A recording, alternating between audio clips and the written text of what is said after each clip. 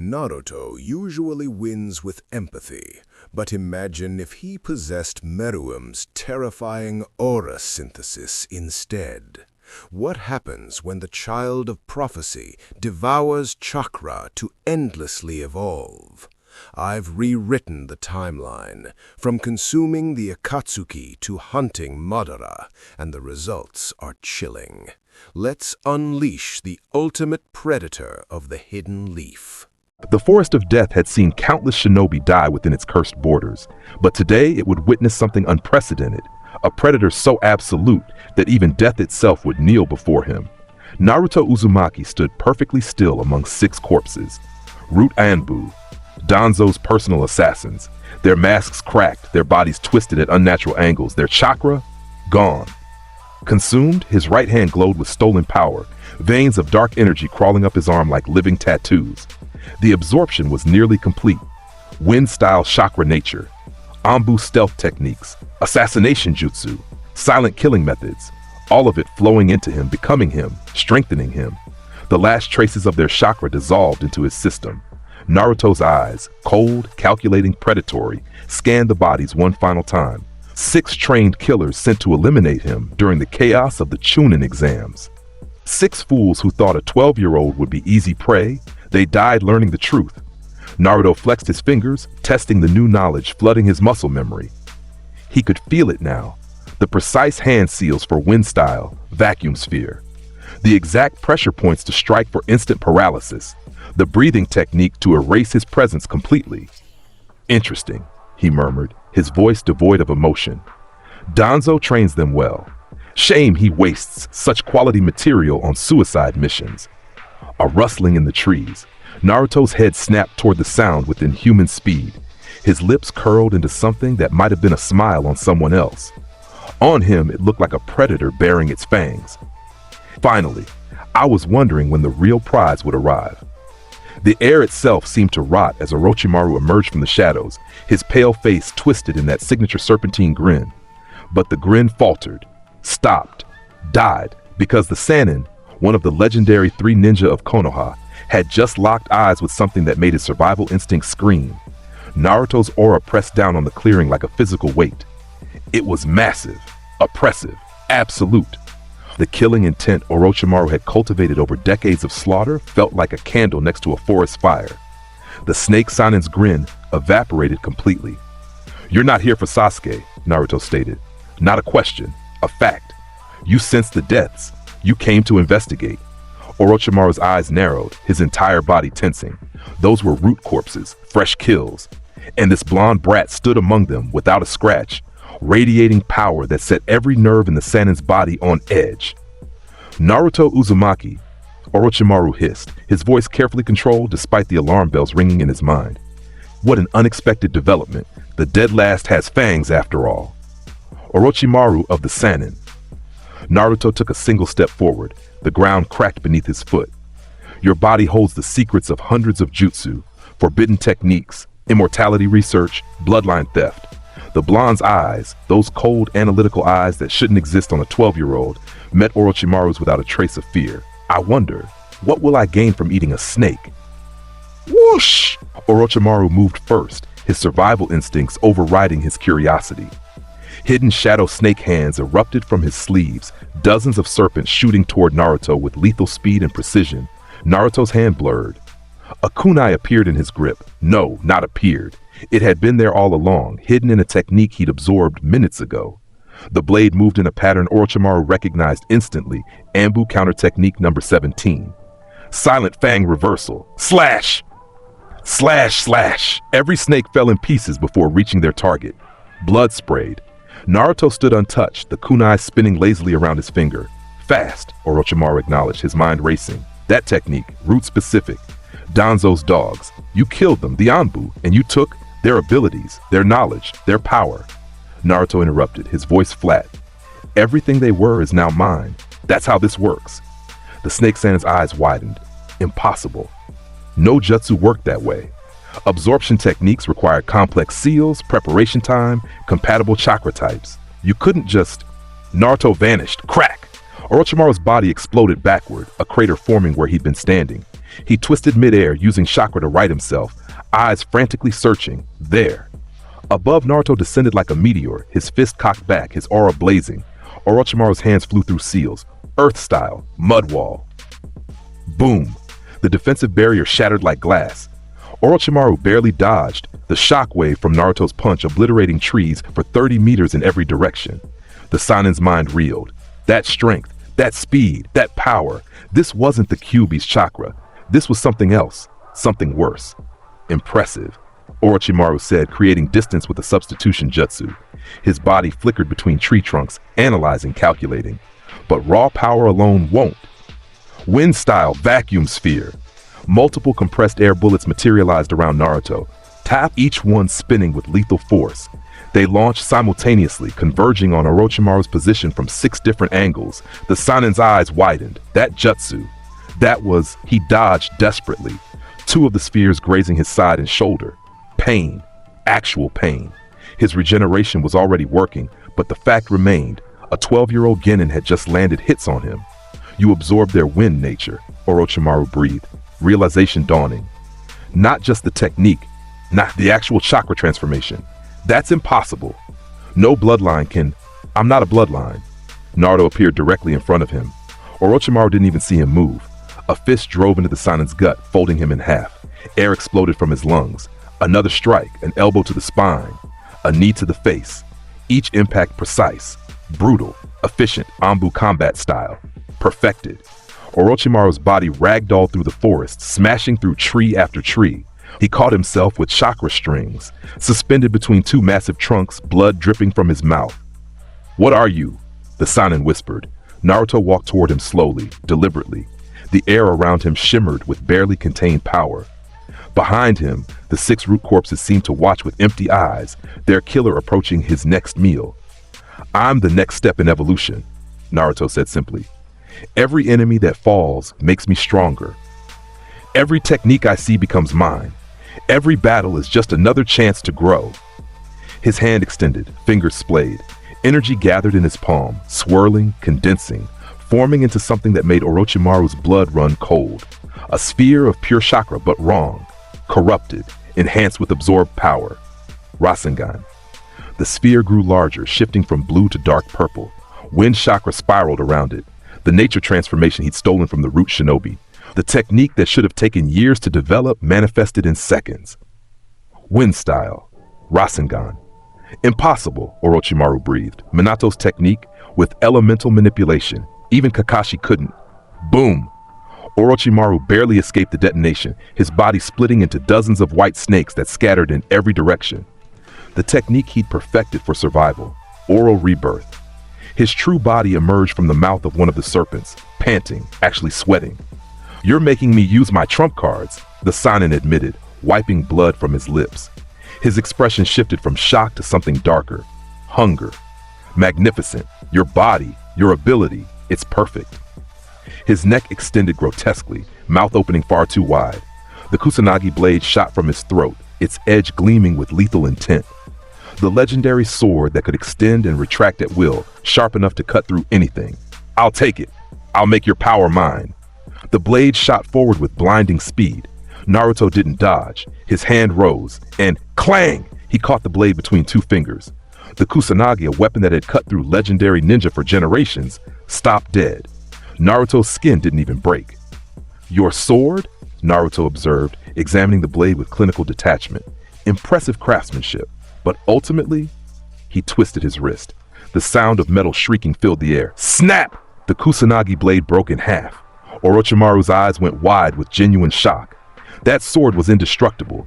It had survived battles with the greatest shinobi in history, and this child, just disappointing. Naruto threw the broken blade aside like trash. His aura flared, and for the first time, Orochimaru saw it fully. The true extent of what stood before him. It wasn't chakra. Not entirely. It was something primal, ancient, an aura of absolute dominance that transcended normal shinobi power structures. The Sanin's legs actually trembled, his body responding to a predator it recognized as superior.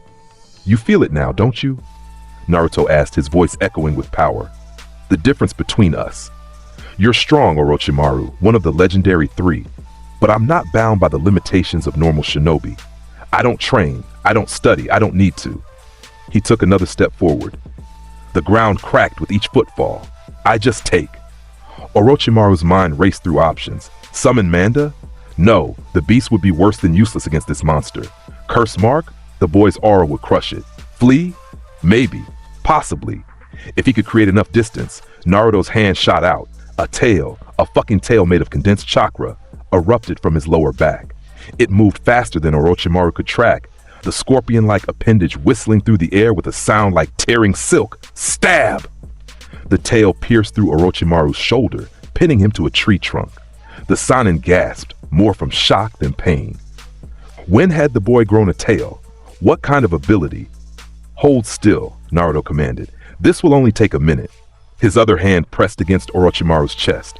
The Sannin felt it immediately, his chakra being pulled, drained, ripped from his body with brutal efficiency. But it was more than that. His knowledge, his memories, his techniques, everything that made Orochimaru who he was started flowing into Naruto like water down a drain. No! The Sannin thrashed, trying to activate his own body replacement technique. Snakes erupted from his skin, biting at Naruto's arm. The blonde didn't even flinch. His skin was too hard, too dense. The fangs shattered against him like glass. Struggling only makes it faster, Naruto observed clinically. I've found that accepting death leads to less pain, but you're welcome to fight it. I don't particularly care either way. Orochimaru's vision blurred. He could feel it now. Decades of research, hundreds of stolen jutsu, forbidden techniques that had taken years to master, all of it being copied, absorbed, consumed by this 12-year-old monster. The 8 branches technique, Naruto murmured, his eyes distant as knowledge flooded in. Interesting. A giant 8-headed snake form, powerful but inefficient chakra usage. I can improve it. Stop. Orochimaru wheezed. The living corpse reincarnation, your immortality technique, body hopping by consuming your host. Naruto's eyes refocused, fixing on the Sannin with renewed interest. Now that's useful. I'll keep that. Please. Every jutsu you stole, every forbidden technique you mastered, every experiment you conducted. Naruto smiled. It was the smile of a shark that had just tasted blood in the water. Thank you, Orochimaru. You've been collecting power for me. How thoughtful. The absorption intensified. Orochimaru's skin began to pale, his body withering as the last of his chakra was drained. His mouth opened in a silent scream, eyes rolling back. And then it was done. The tail retracted. Orochimaru's body slumped against the tree, a dried husk barely recognizable as human. Steam rose from the corpse as Naruto stepped back, his entire body glowing with absorbed energy. The rush of new power was intoxicating.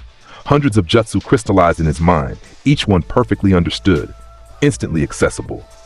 Water style, earth style, lightning style, medical techniques, summoning contracts, forbidden arts that could resurrect the dead or steal bodies, and more. So much more. Naruto's body convulsed once, adapting to the massive influx of power. His chakra reserves had just doubled, tripled, his already superhuman physical abilities enhanced further by Orochimaru's body modification techniques. The Sannin had experimented on himself for years, making his body more durable, more flexible, more efficient. All of that belonged to Naruto now. He flexed his fingers, testing. Chakra scalpels formed at his fingertips, medical jutsu he'd just acquired. He dismissed them with a thought. Too simple. He bit his thumb, smearing blood across his palm, and slammed it to the ground. Summoning jutsu! Boom! A massive white snake materialized, its body as thick as a tree trunk, eyes glowing with malevolent intelligence. Manda's lesser cousin, still a formidable summon capable of crushing most jonin. The snake's eyes fell on Naruto. It hissed, preparing to attack this presumptuous human who dared summon it without. Naruto's aura exploded outward. The killing intent, the absolute dominance, the sheer overwhelming presence of a true apex predator crashed down on the summon like a physical blow. The snake froze. Every instinct in its ancient predatory brain screamed the same message: submit or die. It bowed its head, pressing its snout to the ground before Naruto's feet. Good, Naruto said simply. He dismissed the summon with a wave. The contract was his now. All of Orochimaru's summons would obey him without question. They recognized power when they saw it. Footsteps. Multiple shinobi approaching fast. Naruto's enhanced senses, boosted by the absorption, picked up their chakra signatures from over a kilometer away. Konoha Ninja. A search team probably sent to investigate the disturbance. He glanced at Orochimaru's corpse one last time. The legendary Sannin, one of the most feared shinobi in the world, reduced to a withered husk. The ninja world would react to this death. Wars might start. Alliances might crumble. Naruto didn't care. He turned and walked away from the corpse, his hands in his pockets, his posture relaxed despite having just committed what could be considered an act of war against multiple nations. Orochimaru had allies, spies, resources scattered across the continent. They would all come for Naruto eventually. Good. More power to take. More abilities to absorb. More evolution. The approaching team burst into the clearing 30 seconds later.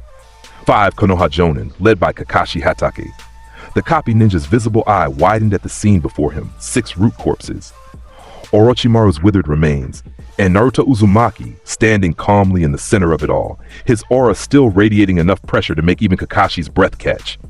Naruto, Kakashi said carefully, his hand drifting toward a kunai. What happened here? Naruto turned to face them. His eyes, those cold, analytical eyes, swept across the team with the same detachment a scientist might examine insects. Danzo sent assassins. I killed them. Orochimaru attacked me. I killed him too. His voice held no emotion, no justification, no hint of the hyperactive child Kakashi remembered. Is that going to be a problem? The Jonin team exchanged glances. One of them, a Chunin Naruto didn't recognize, actually took a step back. The killing intent rolling off the blonde was suffocating. Kakashi's mind raced. Orochimaru dead. The snake Sannin killed by a 12-year-old genin. Impossible. Except the evidence was right there. The corpse was real. The power emanating from Naruto was real. We need to take you to the Hokage, Kakashi said finally. This is beyond anything I can handle on my own. Naruto considered this for a moment, then shrugged. Fine. I was heading back anyway. The second exam is still ongoing, and I have a scroll to deliver. He walked past the team without another word. They parted before him like water around a stone, none of them willing to get within arm's reach of the boy who had just killed a Sannin. As they traveled back toward Konoha's tower in the center of the Forest of Death, Kakashi kept his Sharingan trained on Naruto's back. The blonde moved with perfect economy of motion, his footsteps silent, his breathing controlled. Everything about him screamed trained killer. When had this happened? When had the Deadlast, the class clown, the boy who couldn't even perform a proper clone jutsu, become this? They reached the tower within an hour. Word had already spread. Anbu materialized around them, their killing intent focused on Naruto. The blonde didn't react, didn't even acknowledge their presence. He simply walked through the doors and into the central chamber where Hiruzen Sarutobi waited. The third Hokage stood with his hands clasped behind his back, his aged face grave. Around him, a dozen Anbu stood ready. In the shadows, Naruto's enhanced senses detected more. 20, 30, maybe more. The Hokage had mobilized a significant portion of his forces for him, a 12-year-old. The thought made Naruto smile. Naruto Uzumaki, Hiruzen began, his voice heavy with the weight of leadership. I have received concerning reports. They tell me you killed 6 root operatives in Orochimaru of the Sannin. Is this true? Yes, Naruto answered simply. The room erupted. Anbu hands went to weapons. Chakra flared. Killing intent pressed down from multiple directions. But none of it mattered. None of it compared to the aura Naruto released in response. Whoosh! The sheer pressure of his presence crushed down on everyone in the room simultaneously. It was like standing in the epicenter of a hurricane, like being stared down by every tailed beast at once, like facing the concept of death itself given physical form. 3 Anbu collapsed immediately, unconscious before they hit the ground. Others staggered, gasping for air that suddenly seemed too thick to breathe. Even Hiruzen, the god of Shinobi, the professor, a man who had fought in 3 great ninja wars, felt his knees threaten to buckle. I was attacked, Naruto stated calmly, as if he wasn't actively suffocating an entire room of elite ninja with his aura alone. I defended myself. They died. Their power is mine now. That's the end of it. Stand down, Hiruzen commanded his forces, though his voice came out strained. The Anbu hesitated, then obeyed. Slowly, carefully, they withdrew their killing intent. Naruto's aura receded in response, allowing everyone to breathe again. You killed Orochimaru, Hiruzen said quietly. One of the legendary Sannin, a man who has evaded capture and death for years. You killed him in single combat. He was weak. Weak? Hiruzen's eyebrow rose despite the tension. Orochimaru was one of the strongest shinobi alive. Was. Naruto emphasized the past tense. Now he's dead, and I have everything he knew. Every jutsu, every technique, every secret. He tilted his head, including his plans for Konoha, his spy network, his research facilities. The room went silent. Hiruzen's eyes widened fractionally. You absorbed his knowledge, the Hokage breathed. Not just his chakra, his actual memories. Everything, Naruto confirmed.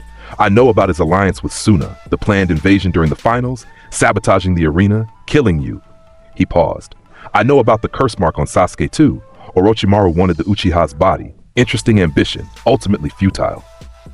Hiruzen's mind reeled. If Naruto had Orochimaru's memories, then he knew everything. Every secret, every plan, every piece of intelligence the Snake Sannin had accumulated. The invasion, Hiruzen said urgently. When? During the finals, Suna and Sound Forces will attack simultaneously. Gaara will rampage as the One-Tail. Orochimaru would have confronted you personally, using his 4 Violet Flames formation to isolate you from backup. Naruto rattled off the information with clinical detachment. He expected to kill you, take over Konoha, use it as a base for his experiments. Can we stop it? Naruto shrugged. You can. Or you can let it happen and use me to slaughter them all. Either way works. The casual way he suggested genocide made several Anbu shift uncomfortably. Hiruzen studied the boy. No, not a boy anymore. This was something else. Something that wore Naruto's face but looked at the world through the eyes of an absolute predator. What are you, Naruto? The Hokage asked softly. I told you. The next step in evolution. Naruto met his gaze without flinching. Every shinobi who dies by my hand makes me stronger. Their abilities become mine. Their knowledge becomes mine. Their power becomes mine. I'm not bound by training time or talent limitations or bloodline restrictions. I just take what I want. That's, Hiruzen searched for words, that's monstrous. No, Naruto's voice was flat. That's efficient. Shinobi kill each other constantly. Thousands die in every war, their abilities lost forever. I don't waste power. I collect it, preserve it, make it stronger. He took a step forward. The Anbu tensed but didn't attack. I'm not your enemy, old man. I still care about this village, about the people who matter to me. Iruka, Tochi, a few others. His eyes hardened. But I won't be controlled. I won't be leashed. And I won't apologize for killing people who try to murder me. Hiruzen was silent for a long moment. The weight of leadership, of impossible decisions, pressed down on his shoulders. On one hand, Naruto was right. He had been attacked first. Self-defense was justified. On the other hand, the boy had just revealed an ability that could theoretically make him the strongest being on the planet given enough time and corpses. The council will want you executed, Hiruzen said finally, or sealed. Danzo especially. Danzo can try. Naruto's smile was all teeth. I already killed his root squad. I'd be happy to add him to my collection. Elder or not, he sent assassins after me. That makes him fair game. Naruto, I'm not negotiating. The blonde's aura flared slightly, just enough to make his point. Here's how this works. I'll continue to participate in the Chunin exams. I'll help defend Konoha during the invasion. I'll even share some of Orochimaru's intelligence with you. In return, you don't try to seal me, execute me, or otherwise interfere with my evolution. And if I refuse, Naruto's eyes went completely cold. Then I leave Konoha. Tonight. And the next time we meet, I'll be standing on top of a mountain of corpses from every nation that tries to hunt me down. He paused. Or I stay and kill everyone who comes after me, starting with Danzo and his root organization. Your choice. Hiruzen closed his eyes. When he opened them again, he looked every one of his 69 years. You've changed, the Hokage said quietly. I evolved, Naruto corrected. This is who I was always meant to be. The village just didn't see it because they were too busy calling me a demon to notice I could actually become one. The words hung in the air like a death sentence. Hiruzen thought of the years of neglect, the hatred directed at an innocent child, the isolation that had shaped Naruto's worldview. Had they created this? Had Konoha's treatment of their Jinchuriki literally spawned a monster? I'll speak with the council, Hiruzen said finally. But I can't promise they'll accept this. Then they'll die, Naruto said simply. I'm done being the village's punching bag. From now on, I'm the one who punches. He turned to leave. The Anbu parted before him, none willing to test their luck. As he reached the door, Hiruzen called out, Naruto, the Nine Tails, can you access its chakra? Naruto glanced back over his shoulder. Kurama and I have an understanding. It gives me power when I need it. In return, I promise to eventually free it. He smiled. After I've absorbed enough power to not need a tailed beast anymore. Shouldn't take long at this rate. Then he was gone, leaving behind a room full of shaken ninja and one aging Hokage who suddenly felt the weight of the world pressing down on his shoulders. The remaining days of the second exam passed in a blur of carnage. Naruto moved through the forest of death like a ghost, his newly acquired Anbu techniques making him essentially invisible to the other Genin teams. He didn't bother with stealth when he attacked though. Team 7 encountered him on the third day. Sakura screamed when she saw him step out from behind a tree, covered in blood that wasn't his. Sasuke activated his Sharingan immediately, Kakashi's lessons kicking in. Naruto? Sakura whispered. What happened to you? I got stronger. Naruto's eyes swept over his former teammates with clinical detachment. Sakura, useless. Civilian-born, no bloodline, average chakra reserves. Not worth killing. Sasuke, Sharingan, Uchiha bloodline, lightning affinity, decent taijutsu. Potentially useful, but not yet.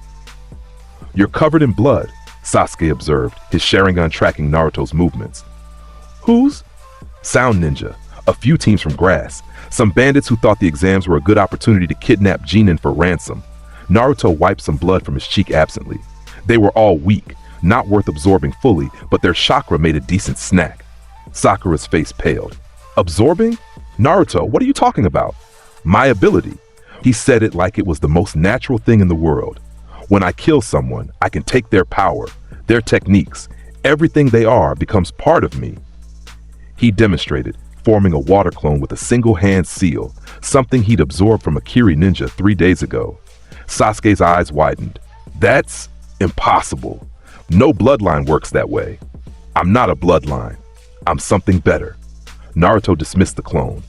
Anyway, I just came to check on you. Orochimaru marked you, didn't he? The curse mark on your neck. Sasuke's hand flew to his neck instinctively, covering the mark beneath his collar. How did you? I killed him. Absorbed everything he knew. Naruto's casual tone made the statement even more shocking. He wanted your body for his immortality technique, planned to wait 3 years, then transfer his consciousness into you. You'd cease to exist. He'd live on in your meat suit with your Sharingan. Sakura gasped. Sasuke's face went white, then red with rage. You killed Orochimaru, the Uchiha demanded. One of the Sannin? You? He was weaker than expected. Naruto shrugged. His techniques were interesting though. I kept most of them. The snake summons are particularly useful. He turned to leave, then paused. Oh, and Sasuke? That curse mark is going to corrupt you, make you dependent on its power. Eventually, it'll make you Orochimaru's puppet even after death. Just thought you should know. Wait, Sasuke called out. If you absorbed his knowledge, can you remove it? Naruto glanced back. I could, but why would I? You wanted power, didn't you? Power to kill Itachi? Well, the curse mark gives you that. Use it, let it consume you, or don't. Either way, you'll end up the same. What do you mean? Dead or mine? Naruto's smile was cold. Eventually, everyone becomes fuel for my evolution. It's just a matter of time. He vanished in a blur of speed that Sasuke's Sharingan barely tracked. The Uchiha stood frozen, his mind reeling from the implications. Sakura touched his shoulder tentatively. Sasuke-kun, what happened to Naruto? I don't know. Sasuke's hands clenched into fists, but he's stronger than me now, much stronger, and that's unacceptable. The preliminaries took place in a massive underground arena beneath the tower. Naruto stood among the remaining Genin teams, his presence like a black hole of pressure that everyone unconsciously avoided. Even Gaara, the One-Tails Jinchuriki, kept his distance, his sand automatically raising defensive walls whenever Naruto got too close. Hayate Gecko, the proctor, coughed weakly into his hand before explaining the rules. One-on-one matches. Winners advance to the finals. Losers go home. Simple. Efficient. Naruto approved. The first match was called Sasuke versus Yori Akado. The Uchiha won handily despite his curse mark acting up, his Sharingan allowing him to counter Yoroi's chakra absorption technique. Naruto watched with mild interest. Sasuke was getting stronger, pushed by desperation and the curse mark's influence. Good. The Uchiha would be more valuable when Naruto eventually absorbed him. More matches followed. Shino versus Zaku, Kankuro versus Misumi, Sakura versus Ino. A pitiful display of civilian-level combat that made Naruto tune out entirely. Then his name was called. Naruto Uzumaki versus Kiba Inuzuka. Naruto descended to the arena floor without enthusiasm. Kiba stood across from him, Akamaru perched on his head, both of them grinning with predatory confidence. "Finally!" Kiba crowed. "I've been waiting to pound you, Naruto. You might have fooled everyone with that stunt in the forest, but I know you just got lucky against those Sound Nine." Naruto didn't respond. He simply stood there, hands in his pockets, eyes half-lidded with boredom. Hayate raised his hand. "Begin!" Kiba charged immediately, Akamaru transforming into his beast clone form. Fang over fang! The two spinning drills of claws and fangs screamed toward Naruto at high speed, tearing up the stone floor. The other genin watching from above leaned forward, anticipating blood. Naruto didn't move until the last possible second. Then his hand blurred. Crack! Crack! He caught both Kiba and Akamaru mid-spin, one in each hand, stopping their rotation instantly. The sudden halt sent shockwaves through the arena. Kiba's eyes went wide with shock and pain as Naruto's grip crushed his wrist. Weak, Naruto observed clinically. He hurled them both across the arena. Kiba smashed into the wall with enough force to crack stone, slumping to the ground unconscious. Akamaru yelped, struggling to rise before collapsing. Total fight duration, 3 seconds. The arena went silent. Every genin, every jonin, every spectator stared in shock at the casual display of overwhelming power. Hayate blinked, coughed, then raised his hand weakly. Winner, Naruto Uzumaki. Medical ninja rushed to collect Kiba and Akamaru. As they carried the Inuzuka away on a stretcher, Naruto returned to the spectator area without a word. The other genin parted before him like he carried a plague. Hinata Hyuga, standing near the railing, felt her heart hammering in her chest. She'd watched Naruto, seen his power. The way he moved, so confident, so absolute. Her Byakugan activated unconsciously, tracking his chakra system as he walked past, and immediately deactivated with shock. His chakra. It was massive, overwhelming. Multiple different colors swirled together in his coils, evidence of absorbed techniques, stolen natures, consumed power. It was beautiful and terrifying all at once. Naruto-kun, she whispered, too quiet for him to hear. But he heard anyway. His enhanced senses, boosted by countless absorbed abilities, picked up her voice easily. He glanced at her, and for the briefest moment, his expression softened. Hinata. Then he was past her, leaving the Hyuga heiress blushing furiously and trying to restart her heart. The matches continued. Neji versus Hinata was called next. Naruto watched with renewed interest as the Hyuga cousins faced off, their family drama playing out in public. Neji dominated, his gentle fist technique superior, his understanding of the Byakugan more refined. When he started his speech about destiny and fate, about how Hinata was weak and would always be weak, Naruto's eyes narrowed. The match ended with Hinata on the ground, coughing blood, her chakra point sealed. Medical ninja rushed to her aid. Neji stood over her, smirking about fate and acceptance. Neji Hyuga, Naruto called out from the spectator area. His voice cut through the arena like a blade. The prodigy looked up, his Byakugan tracking Naruto's position. What? You talk about fate and destiny like they're absolute. Naruto's aura began to leak out, pressing down on everyone in the arena. Like they can't be changed. Like the strong stay strong and the weak stay weak. He vaulted over the railing, landing in the arena floor with a crash that cracked stone. Hayate tried to intervene, but one look at Naruto's expression made him back away. I'm going to teach you something about fate, Naruto said, walking toward Neji with deliberate steps. It's bullshit. Power isn't predetermined. It's taken, stolen, consumed. Neji activated his Byakugan fully, falling into his gentle fist stance. You dare challenge me? You, the dead last? I killed Orochimaru 4 days ago, Naruto stated flatly. I absorbed his power, his knowledge, his techniques. Do you really think you're a threat to me? The arena erupted in shocked whispers. Most of the genin didn't know about Orochimaru's death. The revelation that Naruto, the class clown, the failure, had killed a legendary Sannin sent ripples of disbelief through the crowd. Neji's eyes widened, then narrowed. You're lying. There's no way. Naruto's hand blurred through seals. Summoning jutsu. Boom! A massive white snake materialized in the arena, its body filling half the floor space. The summon, one of Orochimaru's personal contracts, hissed, its eyes glowing with predatory intelligence before it saw Naruto and immediately bowed its head in submission. The snake's presence was proof enough. Orochimaru's summons only answered to those who held the contract, and only Orochimaru held that contract. Until now. Neji's face went pale. The implications crashed down on him like an avalanche.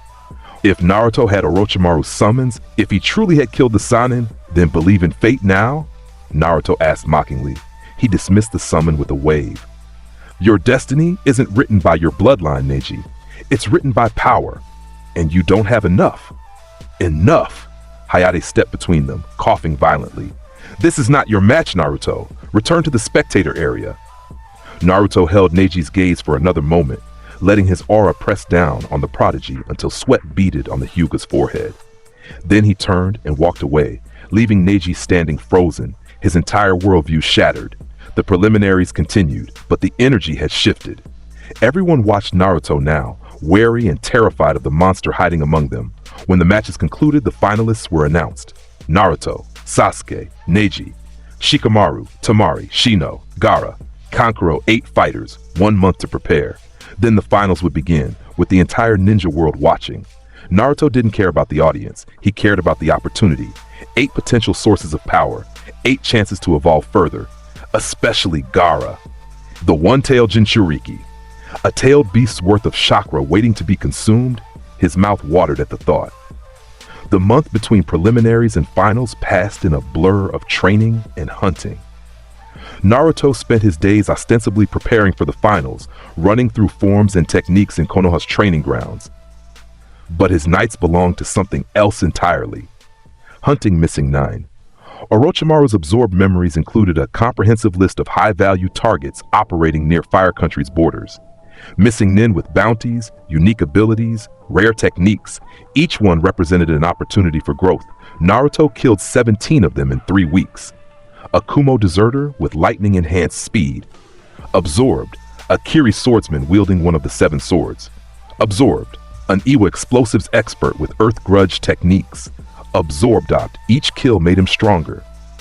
Each absorption added to his arsenal. By the 3rd week, his chakra reserves had grown to rival a mid-level jonin. His technique library exceeded most special jonin, his physical capabilities pushed into the realm of the superhuman. And his body had begun to change.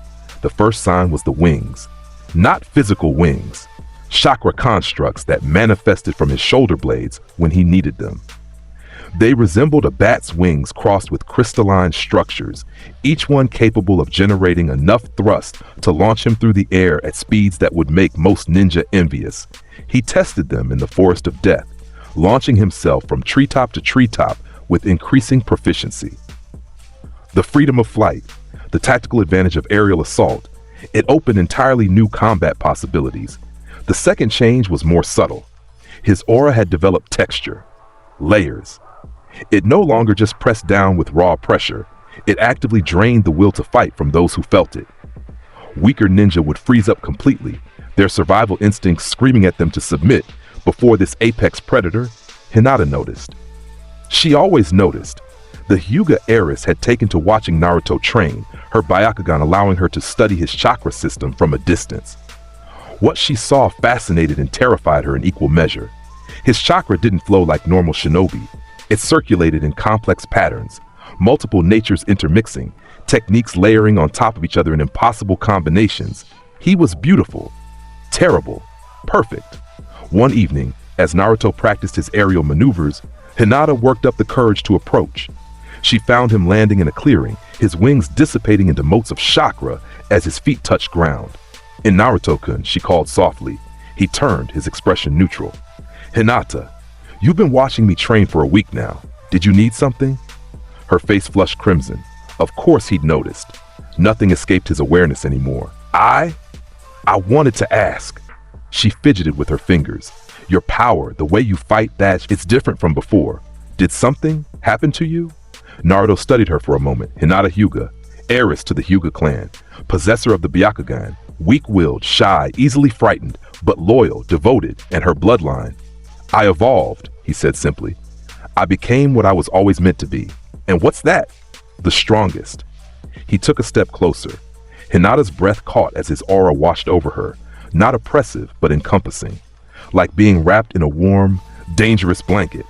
Your eyes, Naruto observed, his gaze fixed on her pale lavender pupils. The Byakugan, one of the 3 great dojutsu. You can see chakra networks, predict movements, see through solid objects. Yes, Hinata whispered. Have you ever thought about how powerful you could become if you weren't held back by your clan's restrictions? The gentle fist is effective, but limited. You could be so much more. His hand rose, fingers brushing her cheek gently. Hinata's entire body went rigid, her heart threatening to explode from her chest. I could make you stronger, Naruto murmured. Teach you techniques your clan would never share. Show you what real power feels like. Why? The question escaped before Hinata could stop it. Why would you help me? Naruto's smile was small, almost genuine. Because you're useful, and because you're one of the few people in this village who doesn't look at me with hatred or fear. Respect, maybe. Curiosity, definitely. But not hatred. He stepped back, giving her space to breathe. Think about it. The finals are in a week. If you want to become stronger, truly stronger, find me after. Then he was gone, vanishing in a blur of speed that left Hinata standing alone in the clearing, her entire body trembling and her thoughts in complete chaos. The day of the finals arrived with cloudless skies and a packed arena. Thousands of spectators filled the stands, civilians, nobility, ninja from a dozen different villages. The Hokage sat in his booth, flanked by the Kazekage and various dignitaries. What they didn't know, the Kazekage was actually Orochimaru in disguise. Except in this timeline, Orochimaru was dead. The real Kazekage sat in that booth, confused about why everyone expected him to be wearing a different face, but going along with it because ninja politics were weird. The 8 finalists stood in the arena center as Genma Shiranui, the proctor, explained the rules.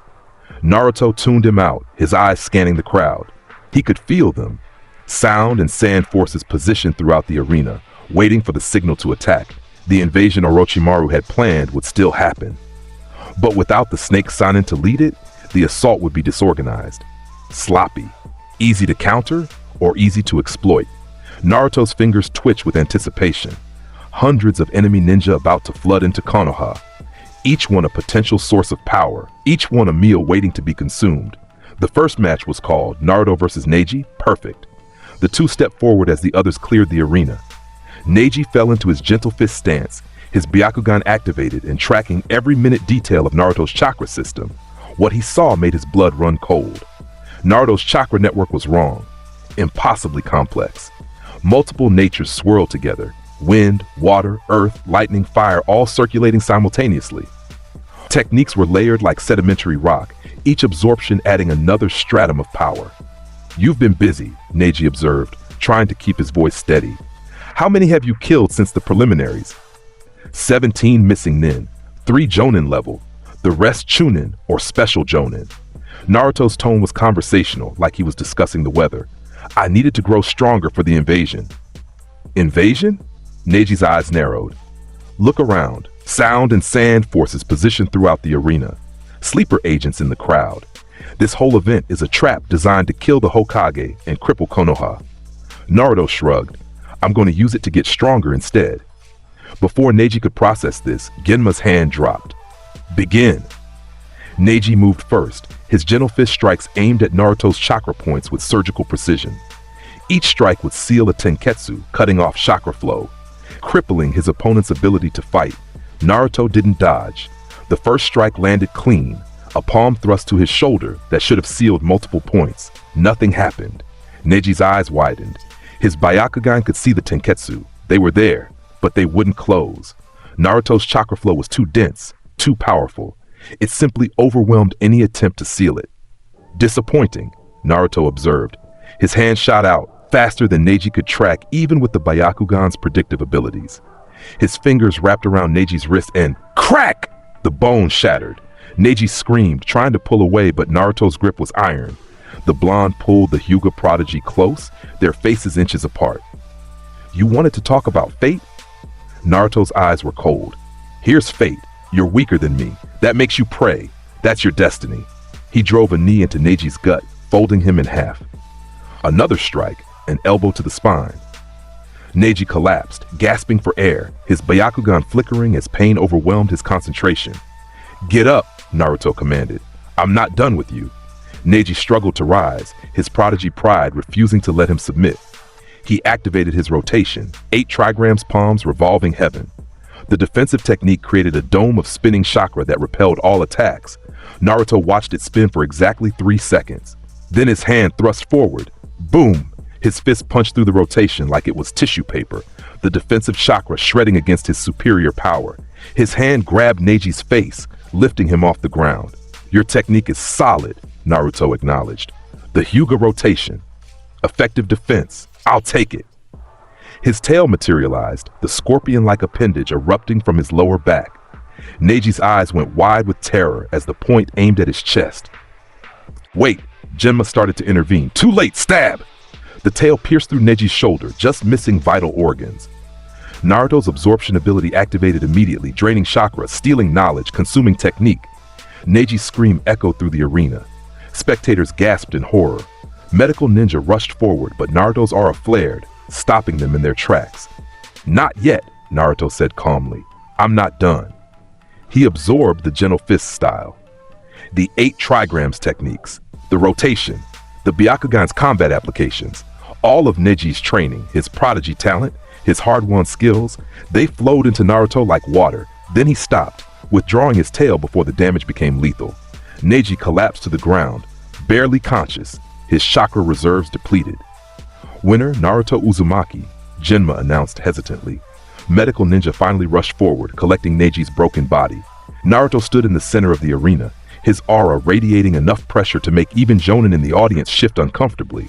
In the Hokage's booth, Hiruzen closed his eyes. This was getting worse. Much worse. The matches continued. Sasuke versus Gaara was next, but neither fighter showed. Sasuke still arriving late with Kakashi, Gaara withdrawn into himself as Shukaku's influence grew stronger.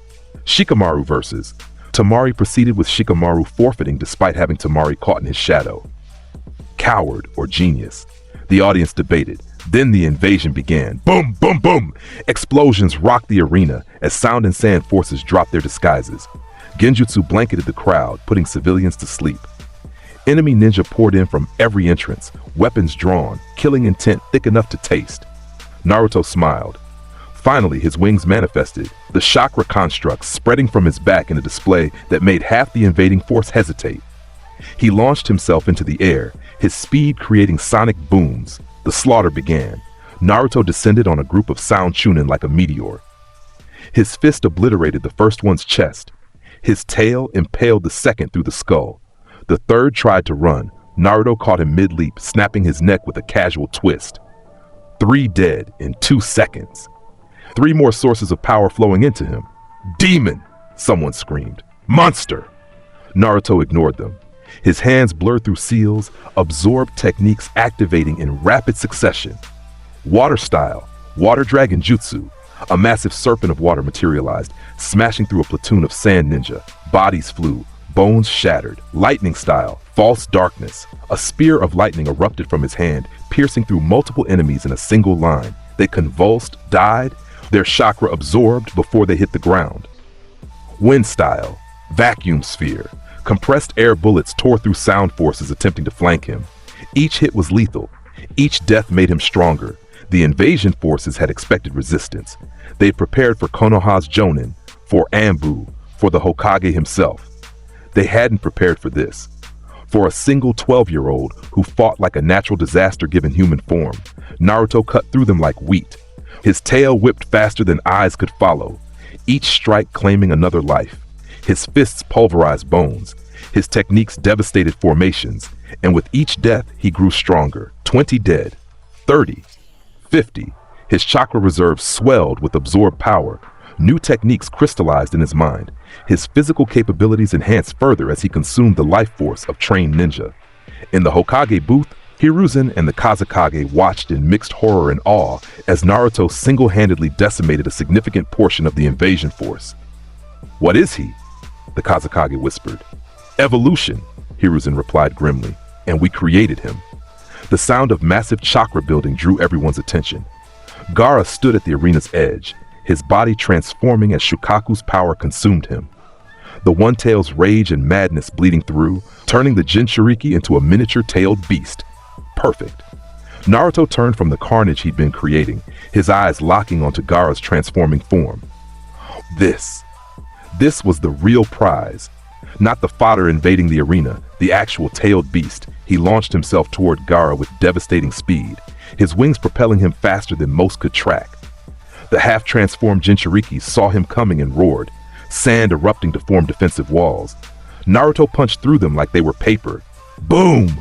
His fist connected with Gaara's face, sending the Jinchuriki tumbling backward. Sand tried to cushion the impact, but Naruto's strength overwhelmed it. Gaara crashed through the arena wall, his body carving a trench in the ground. Blood! Shukaku's voice roared through Gaara's mouth. Finally! Someone worth killing! More sand erupted, forming into a massive claw that swung at Naruto. He dodged easily, his enhanced speed making the attack look sluggish. His tail shot forward, piercing through the sand construct and stabbing into Gaara's shoulder, absorption activated. Naruto felt it immediately, the One-Tail's chakra. Massive, malevolent, delicious. It flooded into him, mixing with his own power, amplifying his reserves exponentially. Gaara screamed. Shukaku screamed through him. The tailed beast could feel its chakra being drained, stolen by this human who shouldn't be able to. No! The One-Tail's rage exploded. Gaara's transformation completed, his body becoming a perfect miniature replica of Shukaku, a massive tanuki made of sand and malice. Finally free! Shukaku roared. I'll kill you! I'll kill everything! A massive ball of compressed air and chakra formed in front of Shukaku's mouth. The tailed beast bomb, or this world's equivalent. Enough destructive power to level several city blocks. Naruto's wings spread wide. His own chakra gathered, pulling from his reserves and all the absorbed power he'd accumulated. This was it, the test. Could he match a tailed beast? King's decimation. A beam of pure concentrated chakra erupted from Naruto's hands. It was purple-black, streaked with lightning and wind, enhanced by every technique he'd absorbed. The beam met Shukaku's attack head-on. Boom! The collision created a shockwave that shattered windows across Konoha. The beam and the blast struggled against each other, neither giving ground. Then, slowly, inevitably, Naruto's attack began to push forward. Shukaku's eyes widened in genuine fear. This human, this child, he was overpowering a tailed beast's attack through sheer force of will and accumulated power. Impossible! The beam punched through Shukaku's blast and slammed into the tailed beast directly. The construct of sand exploded, scattering across the arena. Gaara's body fell from the dispersing mass, unconscious and bleeding. Naruto landed beside him, breathing slightly harder, but otherwise unharmed. He placed his hand on Gaara's chest, feeling the seal that contained Shukaku. He could break it, free the beast, absorb it entirely, but not yet, Naruto muttered. You'll be more valuable alive. A one-tailed Jinchuriki in my debt is worth more than just absorbing you now. He left Gaara there, turning his attention back to the invasion forces that were rapidly retreating. They'd seen what he could do. Seen him match a tailed beast. The smart ones were running, the stupid ones died. Naruto hunted down stragglers with methodical efficiency. A sound Jonin attempting to flee, dead, absorbed. A sand special Jonin trying to save his comrades, dead, absorbed. 3 Chunin setting up an ambush, dead, all absorbed. By the time the last invader fell or fled, Naruto had killed over 100 enemy ninja. His chakra reserves had grown to match most high-level Jonin. His technique library had expanded to include hundreds of jutsu. His physical capabilities had pushed well beyond normal human limitations, and his body had evolved further. The wings were permanent now, no longer requiring active chakra to maintain. His aura had developed the ability to actively drain the will to fight from those who felt it. His regeneration factor had increased to the point where minor wounds healed in seconds. He was becoming something beyond human. Beyond Shinobi, he was becoming a king. The aftermath of the invasion was chaos. Konoha's forces moved through the village, treating wounded, securing prisoners, counting the dead. The casualty count was surprisingly low. Naruto's intervention had prevented the worst of the damage, But the political fallout was just beginning. The Kazekage demanded answers about Gaara's condition. Hiruzen explained what Naruto was, what he could do. The Kazekage's expression shifted from anger to calculation. A weapon like that could change the balance of power in the ninja world. The Konoha Council convened an emergency session. Danzo demanded Naruto be sealed or executed immediately. Homura and Koharu agreed the boy was too dangerous to live. Hiruzen refused. He saved the village, the Hokage stated firmly. Without Naruto, the invasion would have succeeded. Hundreds more would have died. He's a monster! Danzo snarled. He killed over 100 ninja. He absorbed their power. That ability is an abomination. He killed our enemies, Hiruzen countered. Every single death was an invader attempting to destroy Konoha. Should we execute him for doing what our own ninja are trained to do? The argument raged for hours. Eventually, a compromise was reached. Naruto would not be executed or sealed, but he would be monitored, restricted, controlled as much as possible. Hiruzen knew it wouldn't work. You couldn't control someone like Naruto. You could only hope to aim him at your enemies and pray he didn't turn around. 3 days after the invasion, Naruto stood in the Hokage's office. Hiruzen sat behind his desk, looking older than his years. The council has agreed not to pursue action against you, the Hokage said. You're free to continue as a ninja of Konoha. How generous, Naruto replied dryly. But there are conditions. You will not kill Konoha ninja unless in clear self-defense. You will not absorb any Konoha ninja, ally, or enemy. And you will accept a supervisor for missions. No, Hiruzen sighed. Naruto, I'll agree to not killing Konoha ninja unprovoked. That's reasonable. But I won't be supervised, and I won't promise not to absorb enemies. Naruto's eyes hardened. My power is the only reason Konoha survived the invasion relatively intact. Don't try to chain me now. You killed Orochimaru. You devastated the invasion force. The other nations are terrified of you. Hiruzen leaned forward. They're calling you the Devourer. There are bounties on your head from every major village. Good. Let them come. Every hunter becomes fuel for my evolution. You're 12 years old. I'm the strongest ninja in this village under the age of 20. Probably the strongest under 30. And I'm only getting stronger. Naruto's expression softened slightly. I'm not your enemy, old man. I still care about Konoha, about the people here who matter to me, but I won't be controlled.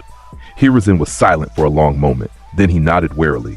Fine, but if you go too far, if you become the monster they all fear, I will stop you, Hokage's honor. You can try.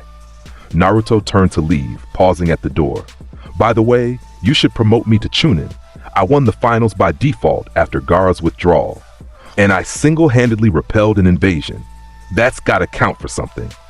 Despite everything, Hiruzen found himself smiling. Chunin it is. That evening, Naruto found himself at Ichiraku Ramen, the one place in Konoha that had always felt like home. Tochi greeted him with his usual warm smile, showing no fear despite the rumors spreading through the village. Naruto, the usual? Yeah, make it 3 bowls. As Naruto ate, Hinata Hyuga approached hesitantly. She wore her standard jacket, her Byakugan inactive, her fingers fidgeting nervously. Naruto-kun? He glanced up, slurping noodles. Hinata, you decided. I want to become stronger. The words came out in a rush. You said you could help me, teach me. I want to learn. Naruto studied her for a moment. Hinata Hyuga. Weak-willed but loyal. Powerful bloodline wasted on a timid personality. But there was potential there. Raw material waiting to be shaped. Sit, she sat, her heart racing. Naruto finished his ramen before speaking. I can make you stronger. Train you in techniques your clan would never teach. But understand this, my methods aren't gentle. I don't coddle students. If you can't handle that, leave now. I can handle it, Hinata said, her voice stronger than usual. We'll see. Naruto stood, placing money on the counter. Training starts tomorrow. Dawn. Training ground 7. Don't be late. He started to leave, then paused. Oh, and Hinata, wear something you can move in. We're going to break you down before we build you up. As he walked away, Hinata sat there, trembling. Not from fear, from anticipation. From the realization that Naruto, her Naruto-kun, had finally noticed her, and she would do anything to keep that attention. The next few weeks passed in a blur of training and growth. Naruto pushed Hinata harder than she'd ever been pushed, forcing her to confront her weaknesses and overcome them. He taught her techniques he'd absorbed, showed her how to use her Byakugan offensively, helped her develop a fighting style that suited her, and slowly, Hinata began to change. Her confidence grew, her strength increased. She started looking at Naruto with something beyond simple admiration, a fierce devotion that bordered on obsession. Naruto noticed, allowed it, encouraged it even. A loyal subordinate was valuable, especially one with the Byakugan. Meanwhile, Sasuke was spiraling. The curse mark's influence combined with his jealousy of Naruto's strength pushed him toward darkness. Kakashi tried to help, but the Uchiha was beyond reach now. When Sasuke finally approached Naruto, it was in the dead of night at the training grounds. "Fight me," Sasuke demanded, his Sharingan active, the curse mark spreading across his skin. Naruto looked up from his meditation unimpressed. "Why?" "Because you're stronger than me. Because you killed Orochimaru and took his power. Because I need to know, can I beat you?" "No." The simple answer enraged Sasuke more than any taunt would have. His hands flew through seals. "Chidori!" Lightning chakra gathered in his palm, chirping like 1,000 birds. He charged, the technique aimed at Naruto's heart. Naruto caught his wrist mid-strike. The Chidori dissipated harmlessly against Naruto's skin, unable to pierce his enhanced durability. Sasuke's eyes widened in shock. "You're not ready," Naruto stated. "You're still weak, driven by emotion instead of purpose. The curse mark corrupts you." Itachi would be disappointed. "Don't talk about him." Sasuke tried to pull free, but Naruto's grip was iron. "Why not? He's the reason you're so desperate for power, isn't he? You want to kill him, avenge your clan." Naruto's expression was clinical. "But you're taking the wrong path. The curse mark won't make you strong enough. It'll just make you Orochimaru's puppet. Orochimaru is dead because I killed him, and I can remove the curse mark if you want. I absorbed his techniques. I know how it works." Sasuke froze. You can remove it?" "I can, but I won't. Not yet." Naruto released his wrist, stepping back.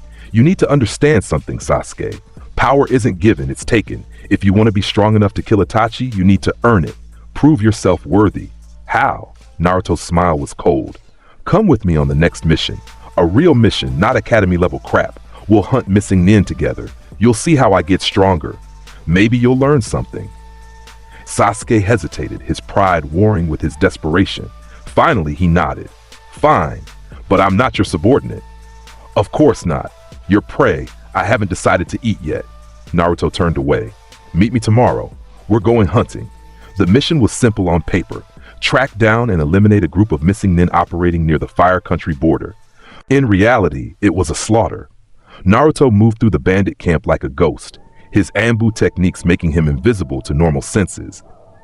Sasuke followed, his Sharingan active, watching and learning. The first kill was quick, a throat slit in the darkness, the body absorbed before it could fall. Chakra and knowledge flowing into Naruto like water. The second and third were messier. Naruto engaged them directly, testing Sasuke's ability to support.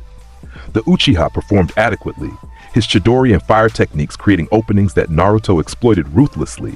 By the 10th kill, Sasuke was starting to understand. This wasn't ninja combat as the academy taught it. This was hunting. Predation.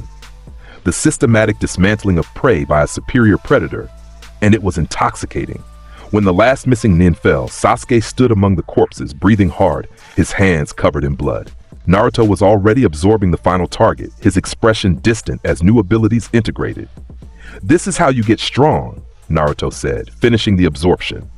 "Not through training, not through studying scrolls, through taking power from those weaker than you." "But you train," Sasuke pointed out. "I've seen you. I refine, I integrate, I learn to use what I've taken more efficiently." Naruto wiped blood from his hands absently. "But the real growth comes from absorption. Every enemy is a chance to evolve." Sasuke looked at the bodies, then at Naruto. Could you teach me your ability?" "No, it's not a technique. It's what I am." Naruto's eyes met Sasuke's. "But I can help you get stronger the normal way. Training, missions, real combat experience. And when you're strong enough, I'll remove the curse mark. Deal?" Sasuke considered this. Naruto was offering something no one else had.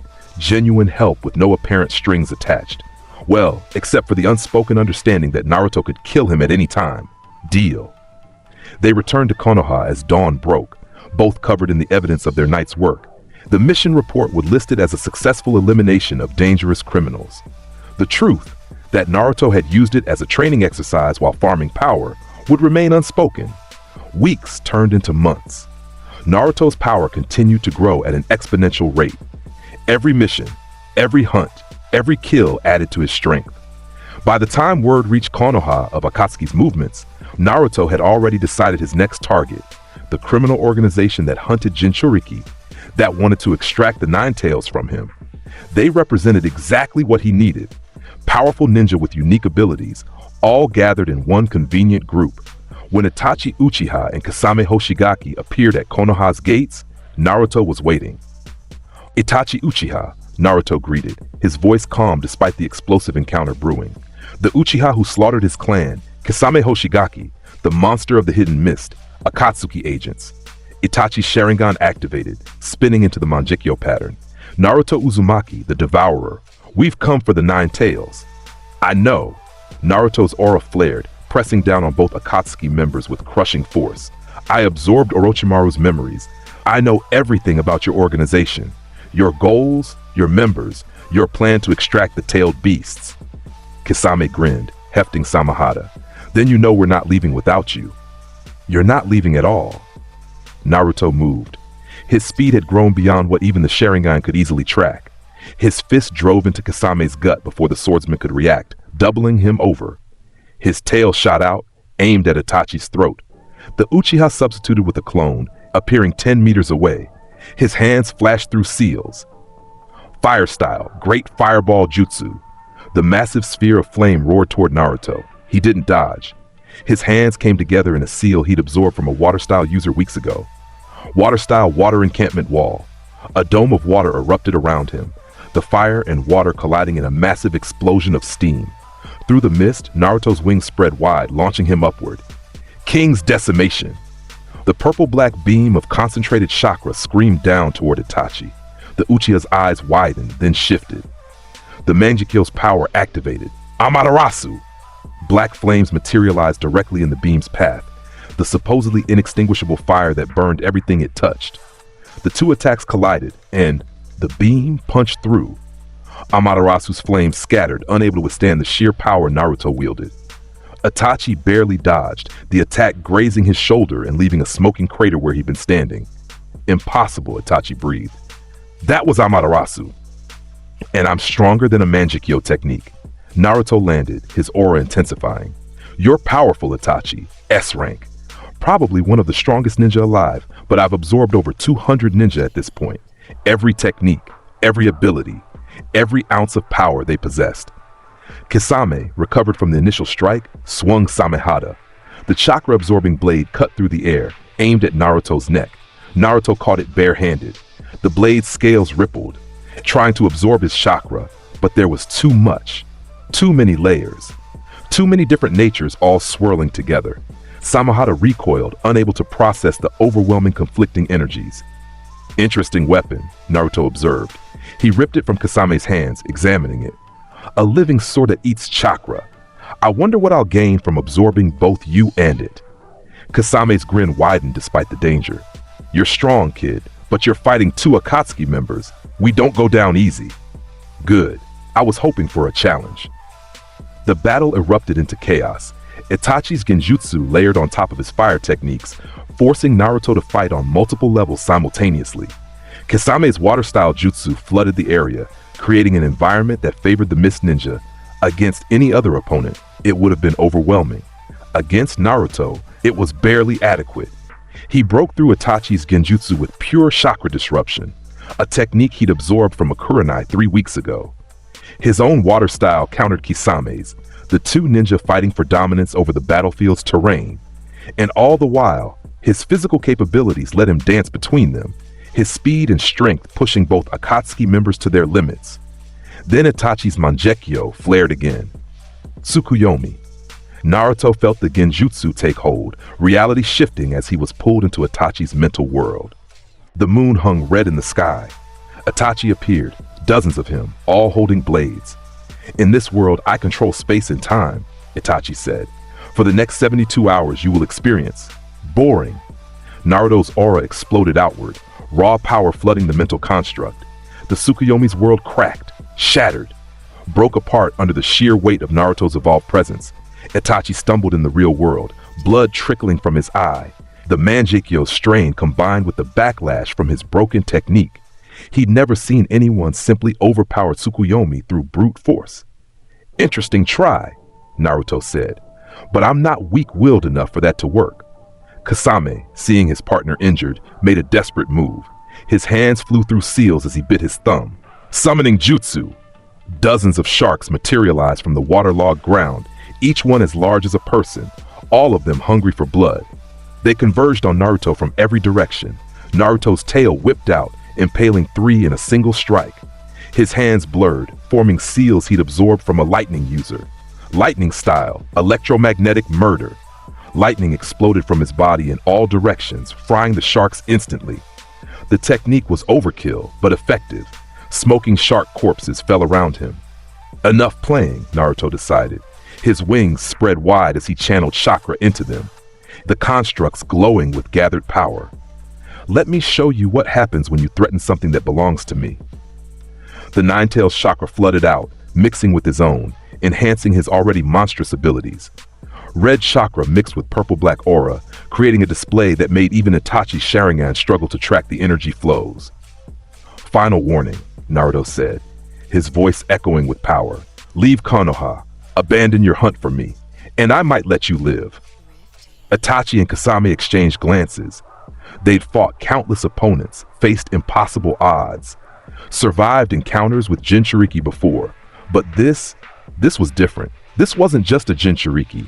This was something that had consumed hundreds of ninja and integrated their power into something greater, something that might actually be able to kill them.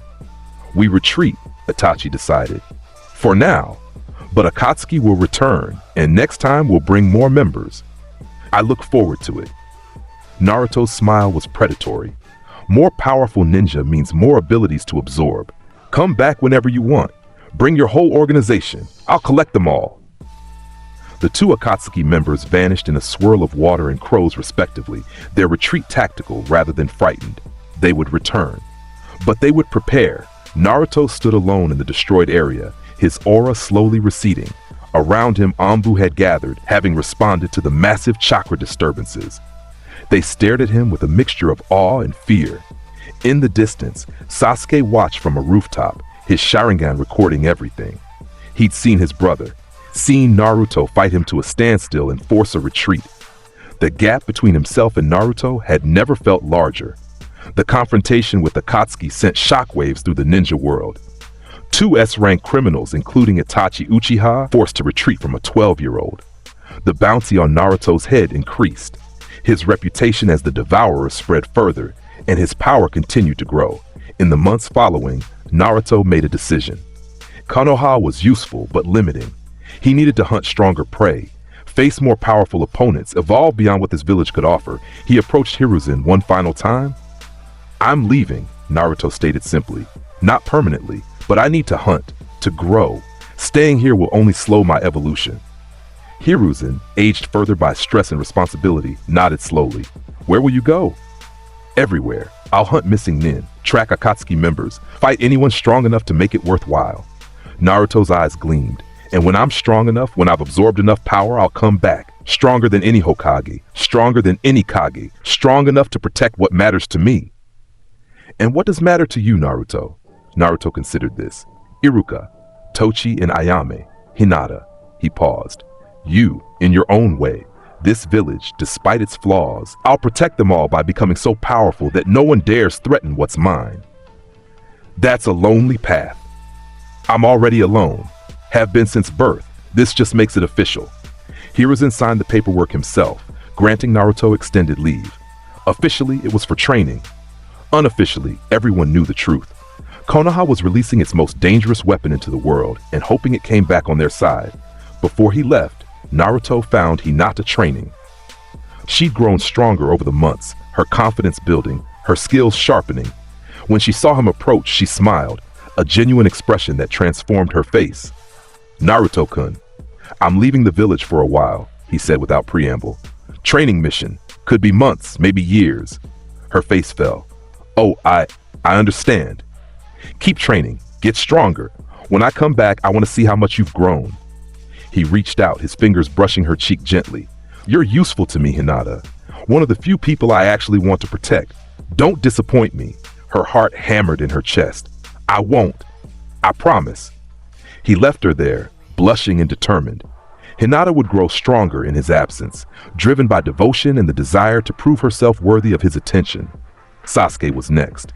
The Uchiha stood at the training grounds, working through katas with desperate intensity. When Naruto appeared, Sasuke stopped. "You're leaving?" "Yes." "To get stronger?" "Yes." Sasuke's hands clenched into fists. "Take me with you." "No." "Why not? I can help you hunt." "I'm stronger than I was." "You're still weak," Naruto interrupted, still driven by emotion instead of purpose. "Stay here. Train with Kakashi. Actually learn to use that Sharingan properly. When I come back, we'll see if you're worth my time." Before Sasuke could respond, Naruto's hand shot out, pressing against the curse mark on the Uchiha's neck. Energy flowed, absorbed technique being repurposed. "What are you?" The curse mark burned for a moment, then went dormant. Sealed, not removed, but neutralized. Sasuke gasped, feeling Orochimaru's influence fade to nothing. "There! Now you can grow without that snake's corruption. Use the time wisely." Naruto turned and left, leaving Sasuke standing alone, one hand pressed to his now dormant curse mark, his mind reeling from the casual display of power. Naruto left Konoha on foot, his wings folded against his back, his senses alert for any threat or opportunity. The ninja world was vast, filled with powerful opponents waiting to be hunted, absorbed, consumed. His first target was already decided: Kakuzu of the Akatsuki. The man who had lived for nearly a century by stealing hearts and techniques.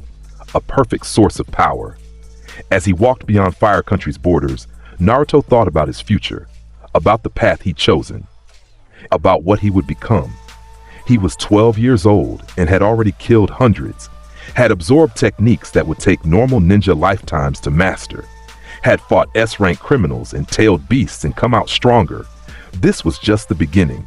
Every god that would challenge him, every legend that would try to stop him, every force that would dare threaten what was his, they would all fall. They would all become fuel for his evolution. Behind him, Konoha faded into the distance. Ahead, the entire ninja world waited. Naruto smiled, the kind of smile that would make seasoned jonin take a step back, the smile of a predator that had just caught the scent of prey. "Let them come," he murmured to the empty road ahead. "Every god that falls makes me stronger." His stomach rumbled.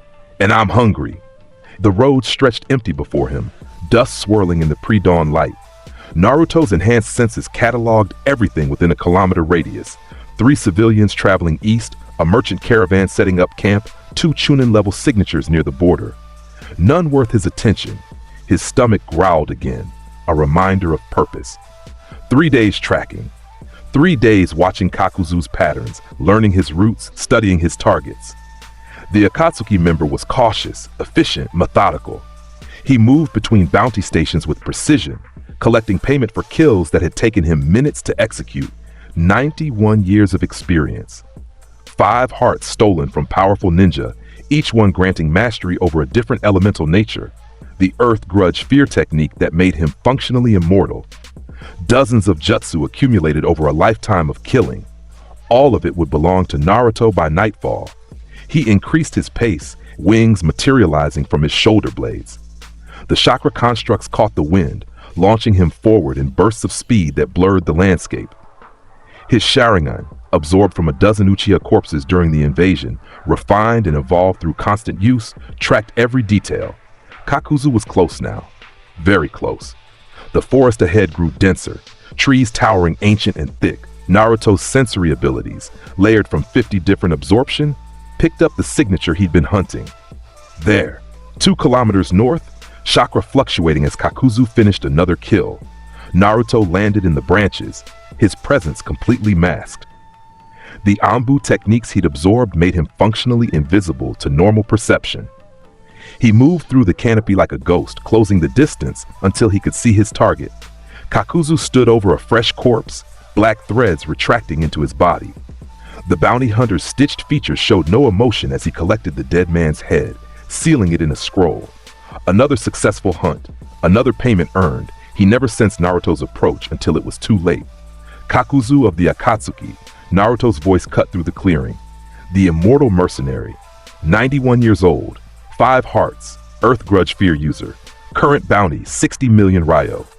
Kakuzu spun, his green eyes widening fractionally. The threads beneath his skin writhed, preparing for combat.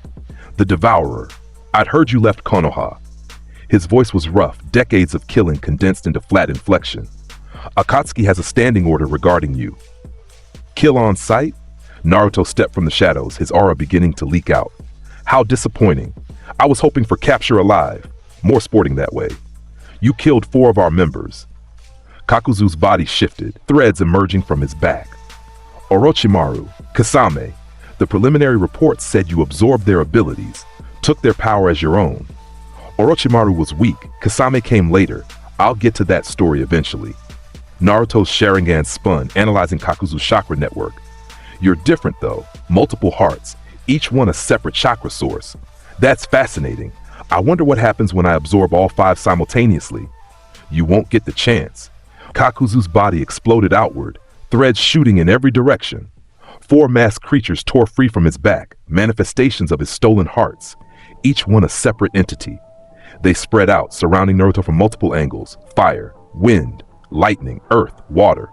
5 elemental natures, each one mastered through decades of use. The fire mask opened first, flames gathering in its maw.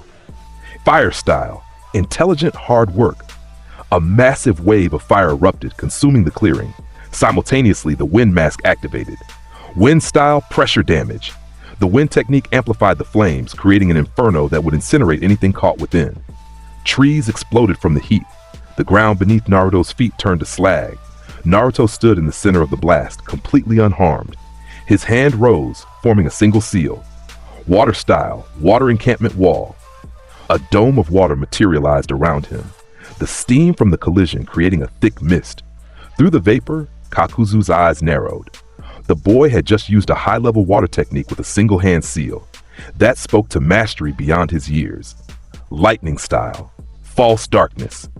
The lightning mask's attack pierced through the mist. A spear of condensed electricity aimed at Naruto's heart. Crack! Naruto caught the lightning with his bare hand. The electrical energy crackled around his fingers, absorbed into his skin without causing damage. His body had evolved past normal human limitations. Electricity, fire, physical trauma, none of it affected him the way it should. My turn, Naruto said calmly. He moved. His speed, enhanced by hundreds of absorbed techniques and his own natural evolution, made him functionally invisible. The fire mask barely registered his approach before Naruto's fist punched through its face. The mask shattered. The heart within, a pulsing organ wrapped in black threads, was exposed for a fraction of a second. Naruto's hand shot out, gripping the heart directly. Absorption activated. Kakuzu screamed. The connection between his main body and the fire heart was severed violently. The stolen chakra and decades of fire technique mastery ripped away. Naruto felt it flood into him. Knowledge of flame manipulation, understanding of combustion at the molecular level, the precise chakra control needed for advanced fire jutsu. The heart dissolved in his grip, its power fully integrated. 1 down, Naruto observed. 4 to go. The remaining masks attacked simultaneously. Wind blades from one direction, lightning spears from another, earth spikes erupting from below. Kakuzu himself charged forward, his main body's threads forming into massive fists. Naruto's tail materialized, the scorpion-like appendage that had become a permanent part of his evolved form. It whipped out faster than Kakuzu could track, impaling the wind mask through its center. Another heart destroyed. Another wave of knowledge absorbed. Wind chakra nature crystallized in Naruto's system. He understood it now. The cutting properties, the amplification effects, how to compress air into invisible blades. Kakuzu's 91 years of wind mastery integrated in seconds. 2, Naruto counted. Kakuzu's threads wrapped around Naruto's limbs, trying to restrict his movement. The lightning mask gathered energy for a killing blow, while the earth mask created a prison of stone. Earth style, earth spear. Kakuzu's skin turned black, his body hardening to diamond-level durability. He drove a thread-wrapped fist toward Naruto's skull with enough force to shatter concrete. The blow connected. Kakuzu's eyes widened as his fist stopped dead, unable to penetrate Naruto's skin. The hardening technique that had protected him for decades meant nothing against someone whose body had absorbed the durability of hundreds of ninja. Disappointing, Naruto said. His free hand grabbed Kakuzu's wrist, squeezing. Bones cracked despite the Earth Spear's protection. The lightning mask fired its attack point blank. The electrical spear should have fried Naruto's nervous system, stopped his heart, killed him instantly. Naruto absorbed the lightning mid-strike, channeling it through his body and back out through his tail. The redirected energy slammed into the Earth mask, overloading its systems. The mask shattered, its heart exposed. Naruto ripped it free with his tail before Kakuzu could react. Another absorption. Earth chakra nature, defensive techniques, the very Earth Spear jutsu Kakuzu had just used, all of it flowing into Naruto's growing arsenal. 3 hearts down, Naruto said conversationally. You're running out of lives, Kakuzu. How does it feel, being the prey for once? Kakuzu's face twisted with rage and something else, fear. Real fear. He lived 91 years by being unkillable, by having more lives than any opponent could take. But this boy was systematically destroying them all, consuming each heart and growing stronger. You're a monster, Kakuzu hissed. I'm efficient, Naruto corrected. His wings spread wide, chakra gathering at their tips. You kill for money. I kill to evolve. We're not so different, you're just weaker. The remaining 2 masks, lightning and water, converged, preparing a combination attack. Kakuzu's threads shot out in every direction, trying to create distance, to escape, to survive. Too late. Naruto's speed had increased with each absorbed heart. He was faster now than when the fight started, his body adapting in real time. He appeared behind the lightning mask, his hand phasing through its defenses with Kamui, a technique he'd absorbed from an Uchiha during his hunts. The heart came free. Absorption. Lightning nature mastered, electrical manipulation understood at a fundamental level. 4 down, Kakuzu screamed, his body convulsing as another piece of his immortality was torn away. Only 1 heart remained, his original, water-natured heart. Without the others, he was vulnerable, mortal. Please, Kakuzu gasped, his threads retracting defensively. I have money, resources, information, Akatsuki's secrets. I can. You have one thing I want, Naruto interrupted. He walked forward slowly, deliberately. Your power. Everything else is worthless to me. The final mask tried to flee, the water heart recognizing its impending destruction. Naruto's hand blurred through seals, absorbed techniques activating in rapid succession. Wind style, vacuum sphere. Compressed air bullets materialized, shredding the mask before it could escape. The final heart hung exposed, Kakuzu's original core pulsing with desperate energy. The old ninja tried to run, his body moving with the speed of genuine terror. Naruto appeared in front of him, one hand gripping Kakuzu's throat, lifting him off the ground. 91 years of killing, hundreds of jutsu, 5 hearts stolen from powerful ninja. The Earth Grudge fear technique that made you functionally immortal. His other hand pressed against Kakuzu's chest, directly over the final heart. Thank you for collecting all this power for me. I'll use it better than you ever did. Wait. Naruto's hand phased through skin and bone, gripping the heart directly. Kakuzu's eyes went wide with agony as Naruto's absorption ability activated at full strength. Not just the heart, everything. Every technique, every scrap of knowledge, every fragment of experience accumulated over 91 years. Fire techniques from the first heart, wind mastery from the second, earth manipulation from the third, lightning control from the fourth, water jutsu from the fifth, the Earth Grudge fear technique itself, the ability to steal hearts to extend life, to become functionally immortal through consumption. It was perfect. It was exactly what Naruto had been searching for. Kakuzu's body withered, his skin turning gray as the last of his power drained away. His mouth opened in a final scream that never emerged, his vocal cords collapsing before sound could form. The legendary immortal mercenary, the man who had fought the first Hokage and lived, reduced to a dried husk in Naruto's grip. The body crumbled to ash. Naruto stood alone in the clearing, his entire form glowing with absorbed energy. The rush of new power was intoxicating. 5 complete elemental natures now mastered, the Earth Grudge fear technique integrated into his absorption ability. Decades of combat experience crystallizing in his mind, his body convulsed once, adapting. Black threads erupted from his skin, writhing like living things before retracting beneath the surface. The earth grudge fear had merged with his existing abilities, creating something new. Something stronger. He could feel it now. The capacity to not just absorb power, but to integrate stolen organs and techniques at a biological level. His heart split, reformed, creating additional chambers that could house stolen chakra natures permanently. He didn't need to kill anymore to access elemental manipulation. It was part of him now. Naruto flexed his fingers, testing. Fire chakra gathered in his right hand, Kakuzu's mastery made manifest. Lightning crackled around his left. Wind swirled at his feet, earth solidified beneath him. Water condensed from the air around him. All 5 natures, perfect control, instant access. Beautiful, he murmured, a rustle in the trees. Naruto's enhanced senses tracked multiple signatures approaching fast. Anbu, probably alerted by the massive chakra fluctuations from the battle. He could fight them, kill them, absorb them too, but that would be wasteful. These were Konoha Anbu, his village's forces. He'd promised Hiruzen not to kill them unprovoked. Naruto vanished in a burst of speed, leaving only the crater where Kakuzu had died. The Anbu would find the destruction, file their report, and update the bingo books. The devourer had claimed another victim. His hunger remained. Stronger now, more focused. 3 days later, Naruto tracked his next target through the water country's coastal regions. Kasame Hoshigaki, the monster of the hidden mist. One of the 7 ninja swordsmen, wielder of Samahata and Akatsuki member, they'd fought once before during Kasame's first attempt to capture him. That battle had ended in retreat, Kasame and Itachi recognizing they were outmatched and withdrawing to report. But Naruto had let them go then, more interested in testing his abilities than securing kills. That was a mistake he wouldn't repeat. Kasame's chakra signature was distinctive, massive, ocean deep, inhuman in its density. The swordsman possessed reserves that rivaled tailed beasts, his body modified through years of living with Samahata's chakra-draining properties. He was perfect prey. Naruto found him on a small island, surrounded by water on all sides. Tactical advantage for a water-style specialist.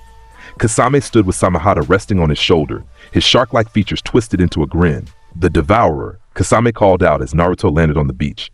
Heard you killed Kakuzu. Impressive. The old bastard was hard to kill. Was, Naruto confirmed. Now he's part of me, just like you're about to be.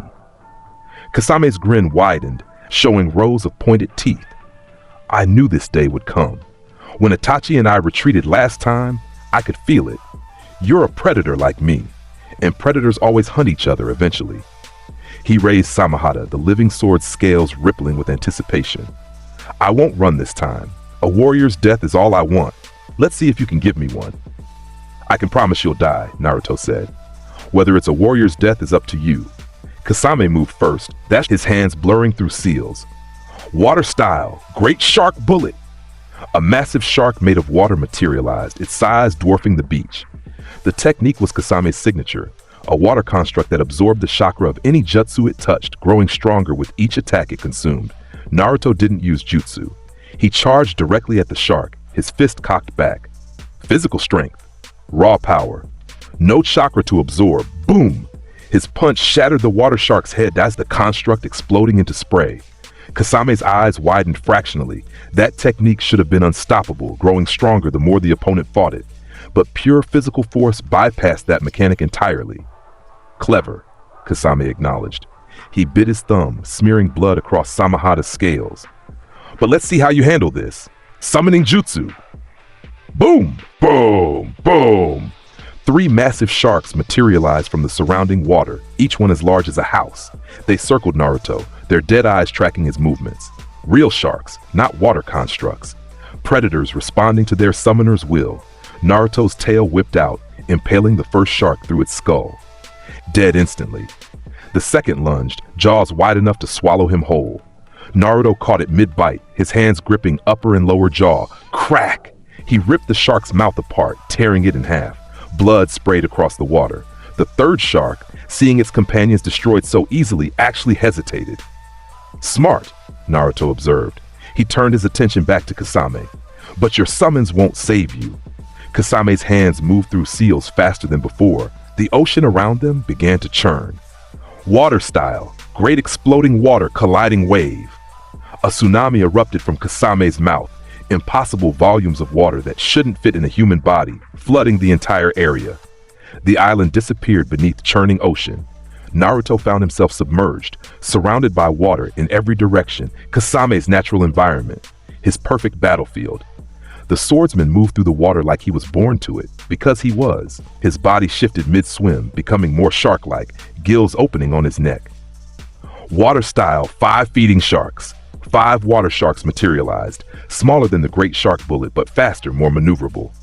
They converged on Naruto from different angles, their teeth made of compressed water sharp enough to cut through steel. Naruto's hands came together in a seal. Lightning style, false darkness. The lightning spear erupted underwater, electricity conducting through the water and frying all 5 sharks instantly. But the technique spread, the electrical current racing toward Kasame as well. The swordsman blocked with Samahada, the living sword absorbing the lightning chakra and feeding off it. Its scales shimmered with stolen energy, growing larger, more aggressive. Samahada loves chakra-rich opponents, Kisame said, his voice somehow clear despite being underwater. It's been hungry since our last encounter. Let it feast. He swung the sword. Samahada's scales extended, reaching for Naruto like grasping fingers. Each scale could drain chakra on contact, weakening jutsu and depleting reserves. Against most opponents, a single touch would cripple them. Naruto caught the blade barehanded. Samahada's scales rippled, trying to drain his chakra. The sword's consciousness pushed against his, attempting to feed, and encountered something it couldn't comprehend. Naruto's chakra wasn't just vast, it was layered. Hundreds of different signatures all compressed together, techniques and natures and stolen power all swirling in impossible combinations. Samahada tried to absorb it and choked, unable to process the conflicting energies. Interesting, Naruto observed. He gripped the sword tighter, his own absorption ability activating. You're alive. Sentient. That means I can absorb you too. Samahada's scales rippled in what might have been panic. The sword tried to retract, to return to Kasame, but Naruto's grip was iron. His absorption ability flooded into the living weapon, draining its chakra, consuming its consciousness, integrating its abilities. Kasame felt the connection sever. His eyes widened as Samahada, the sword that had been his partner for decades, bonded with Naruto instead. The blade's scales smoothed, its form shrinking to fit Naruto's grip perfectly. Traitor, Kasame muttered, but there was no real anger in his voice, just acceptance. Samahada always chooses the stronger fighter. I should have known. He released the sword, letting Naruto claim it fully. His hands came together in a different seal. Fine, no weapons, just pure shinobi combat. Water style, water shark bullet. Another massive shark, this one faster than the previous constructs. Naruto swung Samahada, the sword's scales extending to intercept. The water shark's chakra was absorbed on contact, the technique dissipating harmlessly. Your water techniques won't work anymore, Naruto stated. Samahada counters them all. Then I'll just have to crush you physically. Kisame charged through the water with inhuman speed, his shark-like physiology giving him perfect mobility. His fist drove toward Naruto's face with enough force to shatter bone. Naruto blocked with Samahada, the sword absorbing the chakra enhancement behind the blow. They exchanged strikes underwater, Kasame's brutal taijutsu versus Naruto's enhanced strength and speed. Each collision sent shockwaves through the water. Fish fled the area. The ocean floor cracked beneath their impacts. Naruto was faster, stronger, more durable. But Kasame was experienced, his decades of combat showing in every movement. He anticipated Naruto's attacks, countered with precision, used the water environment to maximum advantage. It wasn't enough. Naruto's tail shot out mid-exchange, stabbing through Kasame's shoulder. The swordsman gasped, blood clouding the water around them. Naruto's absorption ability activated, draining chakra and knowledge directly from the wound. Water-style mastery flooded into Naruto's mind. Kasame's technique library, hundreds of water jutsu perfected over a lifetime. The modifications to his body that let him breathe underwater, that gave him shark-like physiology, that boosted his already massive chakra reserves, all of it transferring in real time. Kasame felt his strength fading, his chakra being pulled away like water down a drain. He could try to escape, to flee into the ocean depths and hide, but that would dishonor everything he believed in. A warrior's death, he repeated, his voice growing weaker. That's all I wanted. You'll get it, Naruto promised, his hand pressed against Kasame's chest, directly over his heart. You fought well, better than most. That means something. Does it? Kasame's shark eyes met Naruto's evolved gaze. Will you remember me? Or am I just another meal? I remember everyone I absorb, Naruto said truthfully. Their knowledge becomes mine. Their experiences integrate with my own. You won't be forgotten, Kasame. You'll be part of something greater. The swordsman laughed, blood bubbling from his mouth. Greater? You really believe that? I know it. Naruto's absorption intensified, pulling the last Kasame's chakra and life force. The swordsman's body withered, his shark-like features smoothing out as his modifications were drained away. His eyes dimmed, consciousness fading. His final words were barely audible. Show them. Show them what a real monster looks like. Then he was gone. His body dissolved into the water, becoming part of the ocean he'd loved. Naruto floated alone in the artificial sea, Samahata held in one hand, Kasame's power fully integrated. His chakra reserves had just tripled. His water-style mastery now rivaled the greatest water users in history. His body had adapted shark-like traits, enhanced underwater mobility, the ability to breathe through gills when submerged, senses tuned to detect blood, and chakra from kilometers away. And Samahata, the living sword that could drain chakra, that could shapeshift and extend, that had been wielded by generations of missed swordsmen. It was his now, bonded to him completely, responding to his will, as if they'd always been partners. Naruto dismissed the great exploding water colliding wave technique, letting the artificial ocean drain away. The island reappeared beneath his feet as water receded back into the surrounding sea. He stood alone on the beach, Samahata resting on his shoulder exactly as Kasame had carried it. 2 Akatsuki members down in a week. The organization would be panicking now, trying to figure out how to handle the threat he represented. Good. Let them panic. Let them plan and scheme and prepare. It wouldn't matter. Every ninja they sent became fuel for his evolution. Every technique they used got absorbed and turned against them. The more they fought, the stronger he became. His stomach growled. 2 major kills, massive power gains, and he was still hungry. Still seeking the next evolution. The next level. Time to hunt. The Akatsuki met in their astral projection chamber, their spectral forms gathered around Pain's central figure. Only 6 members remained now. Pain himself, Konan, Itachi, Deidara, Sasori, and Hidan. Kakuzu and Kasame's deaths had sent shockwaves through the organization. The Devourer has to be eliminated, Deidara declared, his visible eye gleaming with manic energy. He killed Kasame. My partner's dead because of that brat. Yeah. Your partner was a fool who fought him alone, Sasori's gravelly voice countered. We have extensive intelligence now. The Devourer absorbs techniques through direct contact. He killed Orochimaru, consumed his knowledge. He did the same to Kakuzu and Kasame. Fighting him solo is suicide. Then we send multiple members, Hidan suggested, his violet eyes gleaming. I'll volunteer. Lord Jashin demands a proper sacrifice, and this Devourer brat sounds fucking perfect. Pain's Rinnegan eyes studied each member. Naruto Uzumaki has become our highest priority threat, not the tailed beasts, him. His ability to absorb techniques makes him uniquely dangerous to our organization. Every member he kills makes him stronger. So what's the plan? Itachi asked quietly. Retreat? Wait for him to age? Hope he dies of natural causes? We accelerate the timeline, Pain decided. Forget capturing the tailed beasts in order. We focus on eliminating the Devourer first, then collect the Biju from the chaos that follows. You want us to hunt a Konoha ninja? Konan's paper wings rustled. That could start a war. The war is inevitable, Pain stated. The Devourer has already killed 3 of our members. This isn't politics anymore. It's survival. Deidara's hands dove into his clay pouches. Finally, I've been perfecting my ultimate art for someone like him, yeah. C4, molecular level explosion, complete cellular destruction. Let's see him absorb that. You'll have support, Pain said. Sasori, you'll accompany Deidara. Hidan, you'll serve as bait to draw him in. Your immortality should survive long enough for the others to strike. Hidan grinned, showing teeth. Fucking finally! I've been bored out of my mind. Time to kill me a Devourer and offer his soul to Lord Jashin. What about me? Itachi asked. You wait, Pain ordered. You're our strongest member besides myself. If the first team fails, you'll be our second line of defense.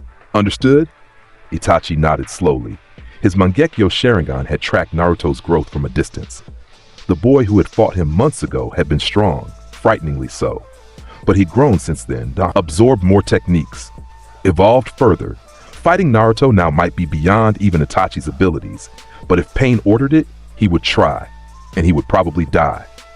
The Devourer is currently in Water Country, Konan reported, her sensory techniques tracking chakra signatures across the continent. Moving west toward Fire Country's border, he's hunting. Then we'll give him prey, Pain decided. Deploy immediately. Kill him before he returns to Konoha. If he reaches the village and hides behind their defenses, extraction becomes impossible. The meeting dissolved, each member returning to their physical body. Within hours, 3 Akatsuki operatives were moving toward Naruto's last known position. The trap was set. 3 S-rank criminals versus 1 12-year-old. On paper, Naruto didn't stand a chance. Naruto sensed them coming from 3 kilometers away. 3 signatures, all Akatsuki-level power, all moving with purpose toward his position. He'd been traveling through the forest, following rumors of a missing nin stronghold that supposedly held valuable techniques worth absorbing. But this was better. Fresh prey delivering itself directly to him.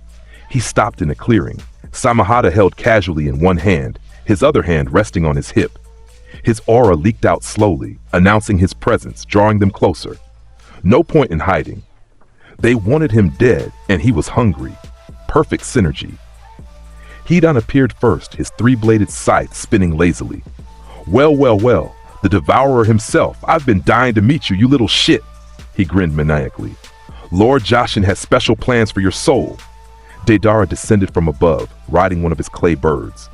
Multiple clay spiders crawled across his hands, their forms writhing with explosive chakra. Finally, someone worthy of my art. Yeah, I'm gonna blow you into atoms. Sasori emerged from the tree line, his puppet body clicking as it moved. Naruto Uzumaki, age 12. Killed Orochimaru, Kakuzu, and Kasame through absorption techniques. Possesses the 9 tails. Mastered 5 elemental natures. Estimated threat level extreme. Good intel, Naruto acknowledged. Though you're missing a few details, I don't possess the 9 tails, it's sealed in me. Different thing. And my threat level isn't extreme, it's absolute. Hidan laughed, the sound unhinged and gleeful. Cocky little fucker, aren't you? That's okay. I like it when they're confident. Makes the sacrifice sweeter. You're the immortal one, right? Naruto's eyes focused on Hidan. Joshin cultist. Can't die through normal means. Performs rituals to damage yourself and transfer the wounds to enemies. Did your fucking homework, did you? Hidan's grin widened. Too bad knowing won't save you. Once I taste your blood, you're dead. We'll see. Naruto moved first, his speed enhanced by absorbed techniques making him functionally invisible. He appeared directly in front of Hidan, Samahata swinging in a horizontal arc aimed at the cultist's neck. Hidan blocked with his scythe, the 2 weapons clashing with a sound like thunder. Fast! I fucking love it! Deidara's clay spiders scattered, landing all around the clearing. C1! Detonate! Boom! Boom! Boom! Explosions erupted from every direction, the clay creatures self-destructing simultaneously. Fire and shrapnel filled the area. Sasori's puppet body unfolded, firing dozens of poison senbon through the smoke. Naruto's wings manifested, the crystalline constructs deflecting the projectiles. His tail whipped out, crushing several clay spiders before they could explode. His free hand formed seals. Water style, water encampment wall. The defensive dome blocked the worst of the explosions. Steam filled the clearing as fire and water collided. Through the mist, Naruto's Sharingan tracked all 3 opponents simultaneously. Hidan charged through the steam, his scythe aimed at Naruto's throat. Blood for Lord Joshin. Naruto caught the scythe's blade with his bare hand, his enhanced durability letting him grip the sharp edge without damage. You want blood? Here. He squeezed, crushing the metal. Hidan's eyes widened as his weapon was destroyed, with casual strength. Naruto's other hand shot out, gripping the cultist's throat. Immortality through ritual. Your body can't die because your soul is protected by Joshin's curse. Interesting. Naruto's tail stabbed into Hidan's chest, directly over his heart. Let's see if I can absorb immortality itself. What? The absorption activated. Naruto felt Hidan's power flowing into him. the Jashin curse, the immortality technique, the ritual knowledge accumulated through hundreds of sacrifices. But there was something else too, a connection, a thread leading from Hidan's soul to something beyond, Jashin itself. The entity Hidan worshipped, an actual deity of death and sacrifice. Naruto pulled harder. If he could absorb the connection, the curse, maybe he could claim the immortality without needing Jashin's approval. Hidan screamed. His body convulsed as the link to his god was severed, the immortality curse being ripped away. "No, Lord Jashin, help me!" No help came. The deity had no interest in protecting a follower who was being consumed by something greater.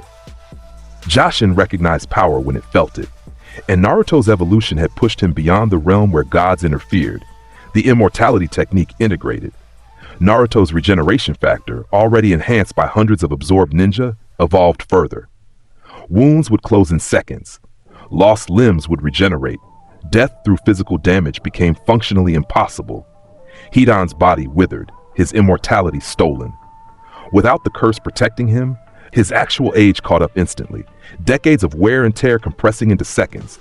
He aged rapidly, his skin wrinkled, his muscles atrophied, his bones became brittle. "My art," Hidan wheezed. "Lord Jashin, I failed." "Your god is weak," Naruto stated. "If Jashin wants revenge, it can come find me itself." He released Hidan's corpse. The body crumbled to dust, the immortal cultist finally experiencing true death. One down. "Impressive art," Deidara shouted, riding his clay bird in a wide circle. "You absorbed Hidan's immortality. That's worthy of celebration, yeah." C2! A massive clay dragon materialized, its wingspan 30 meters across. It dove toward Naruto, mouth opening to reveal a core of explosive chakra that would level the entire forest. Naruto's hands came together. Wind-style vacuum sphere. Dozens of compressed air bullets materialized, each one aimed at different points on the clay dragon's body. They fired simultaneously, punching through the construct at structural weak points. The dragon exploded prematurely, detonating 100 meters above Naruto. The shockwave flattened trees. Fire rained from the sky. Deidara grinned from his aerial vantage point. "Almost, but not quite. Let me show you my real art. Yeah, C3. He dropped something from his bird, a small clay doll that expanded as it fell, growing to the size of a building. The C3 explosion was Deidara's specialty, capable of destroying entire villages with a single detonation. Naruto's Sharingan tracked its descent. 2 seconds until impact. 1 second. Half a second. King's decimation. The purple-black beam erupted from Naruto's hands, enhanced by 5 elemental natures and the chakra of hundreds of absorbed ninja. It slammed into the C3 doll before it could detonate, obliterating it completely. The explosion that should have leveled kilometers fizzled into nothing. Deidara's visible eye went wide with shock. "Impossible! That was my greatest work, yeah, how did you?" Naruto appeared on his clay bird, having used his wings to launch upward faster than Deidara could track. "Your explosions are predictable, flashy but ultimately limited." His hand gripped Deidara's shoulder. Absorption activated. "No, not my art!" Deidara tried to pull away, his hand reaching for his chest where his ultimate technique, C4, waited. If he could detonate that, the molecular level explosion would destroy both of them at a cellular level. Naruto's tail stabbed through Deidara's wrist, severing the hand before it could reach his chest. The Akatsuki member screamed as his explosion released Kekkei Genkai was forcibly absorbed, the knowledge and ability flowing into Naruto, clay manipulation. Explosion release. The precise chakra control needed to infuse clay with volatile energy. Flight techniques using explosive propulsion. Deidara's entire artistic philosophy condensed into raw data. My art. Deidara whispered, tears streaming from his visible eye. It was supposed to be eternal. "It will be," Naruto said. "Inside me. Your techniques will live forever as part of my evolution." He absorbed the last of Deidara's chakra and life force. The body fell from the clay bird, hitting the ground with a wet impact. 2 down, Sasori had been watching, analyzing, calculating. His puppet body was already in motion. 100 hidden weapons deploying simultaneously. Subject eliminated Hidan and Deidara in under 3 minutes, revising threat assessment to catastrophic. Dozens of puppets erupted from his back. His collection of human puppets, each one a preserved corpse retrofitted with weapons and techniques. The 3rd Kazekage puppet stood at the front, its iron sand already gathering. "I've fought and defeated hundreds of opponents," Sasori stated, his voice emotionless. "I've turned the strongest into my eternal art. You'll be no different." Naruto landed, his feet crushing Deidara's corpse beneath him. "The puppet master, Sasori of the Red Sand. You turned yourself into a puppet to achieve immortality. Interesting approach." "Immortality through art," Sasori corrected. "My body is eternal. My puppets are eternal. My techniques will outlive generations." "But you're still just a soul in a mechanical body," Naruto observed. His Sharingan analyzed Sasori's construction, tracking chakra flows and mechanical connections. "Destroy the core, destroy you. Simple." Iron sand erupted from the third Kazekage puppet, forming into massive spikes that rained down from above. Simultaneously, the other puppets attacked from multiple angles. Poison gas from one, flamethrowers from another, blade attacks from a dozen more. Naruto's wings spread, deflecting the iron sand spikes. His tail whipped through puppet bodies, shattering them into component parts. Samahata swung in wide arcs, the sword's scales absorbing the chakra powering the flame techniques. Wind style. Great breakthrough. Naruto's wind technique scattered the poison gas, blowing it back towards Sasori. The puppet master's body shifted, his chest opening to reveal spinning blades that created a barrier against his own poison. "You've mastered 5 elements," Sasori acknowledged. "Absorbed water and wind from my former partners, but elements alone won't defeat 100 puppets." "No," Naruto agreed, "but I don't need just elements." His hands blurred through seals, a combination he'd absorbed from Kakuzu's memories. Earth, grudge, fear, thread manipulation. Black threads erupted from Naruto's body, mimicking Kakuzu's signature technique, but evolved through Naruto's enhanced biology. The threads shot out in every direction, piercing through puppet bodies, tearing them apart from the inside. Sasori's eyes widened behind his puppet face. "You absorbed Kakuzu's technique too." "Of course you did." The third Kazekage puppet formed its ultimate defense, Iron Sand World Method. A massive dome of iron sand that should block any attack from any direction. Naruto's threads punched through it. The iron sand was dense, difficult to penetrate, but not impossible. Not for someone who'd absorbed the defensive capabilities of dozens of Earth-style users. "Your puppets are impressive," Naruto said, his threads systematically destroying each construct. "Your craftsmanship is excellent. Your tactical deployment is flawless." He appeared directly in front of Sasori's core, having moved too fast for the puppet master to track. "But you made one mistake." "What mistake?" "You're not alive. You can't evolve. You can't adapt. You're just a preserved corpse playing with dolls." Naruto's hand phased through Sasori's chest cavity, gripping the core cylinder that housed his true body. And dolls break. He ripped the core free. Sasori's puppet body collapsed, its chakra connection severed. The cylinder cracked in Naruto's grip, exposing the flesh core within. "Impossible," Sasori whispered from his dying body. "My art, my eternal art, will be mine now." Naruto finished. The absorption pulled everything. Puppet manipulation techniques, poison knowledge, the mechanical engineering needed to create human puppets, Sasori's entire collection of preserved warriors. All of it integrating into Naruto's mind. The flesh core withered. The legendary puppet master, the artist who had turned himself into eternal art, died alone in a forest clearing. His masterpieces claimed by someone who saw them as mere tools. 3 Akatsuki members down in one battle. Naruto stood among the destruction, his body glowing with absorbed power. Hidan's immortality had enhanced his regeneration to godlike levels. Deidara's explosion release gave him devastating offensive capabilities. Sasori's puppet mastery added tactical versatility, and his chakra reserves had grown again. Absorbing 3 S-rank ninjas simultaneously had pushed his capacity beyond what should be humanly possible. His stomach growled. Still hungry, always hungry, he needed more. Konoha received the news within hours. 3 more Akatsuki members dead, all killed by Naruto. The intelligence division went into overdrive, trying to process what this meant. Tsunade sat in the Hokage's office, her hands clasped in front of her face. Shizune stood nearby, her expression troubled. Around them, the council members argued in raised voices. "We created this," one elder shouted. "We let that boy run wild, and now he's slaughtering S-rank criminals like they're genie." "He's protecting Konoha's interests," another countered.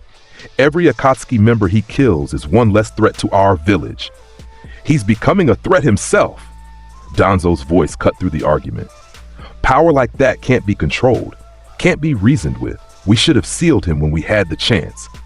Tsunade's fist slammed down on her desk, cracking the wood. Enough! The room went silent. The fifth Hokage's green eyes swept across the council, her legendary temper barely restrained. Naruto has killed 6 Akatsuki members in the span of 2 months. 6! That's half their organization destroyed by one ninja. Exactly, Danzo pressed. What happens when he decides Konoha is next? When he looks at us and sees more power to absorb?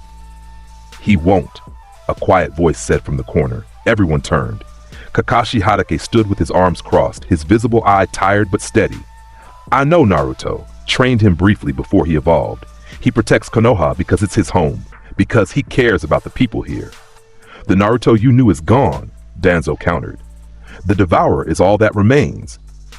Maybe, Kakashi acknowledged, but even monsters can have loyalty, and Naruto's loyalty has always been to this village, whether we deserved it or not. Tsunade nodded slowly. We track him, monitor his activities, prepare contingencies, but we don't move against him unless he threatens Konoha directly. Agreed? The council murmured assent, though Danzo's expression remained sour. As the meeting dissolved, Tsunade caught Kakashi's arm. Do you really believe that? That he won't turn on us? Kakashi's visible eye met hers. I believe Naruto is evolving into something beyond our understanding, but I also believe some part of him still remembers being that lonely kid who just wanted acknowledgement. As long as we don't threaten what he cares about, we should be safe. Should be, Tsunade repeated. Not the most reassuring assessment.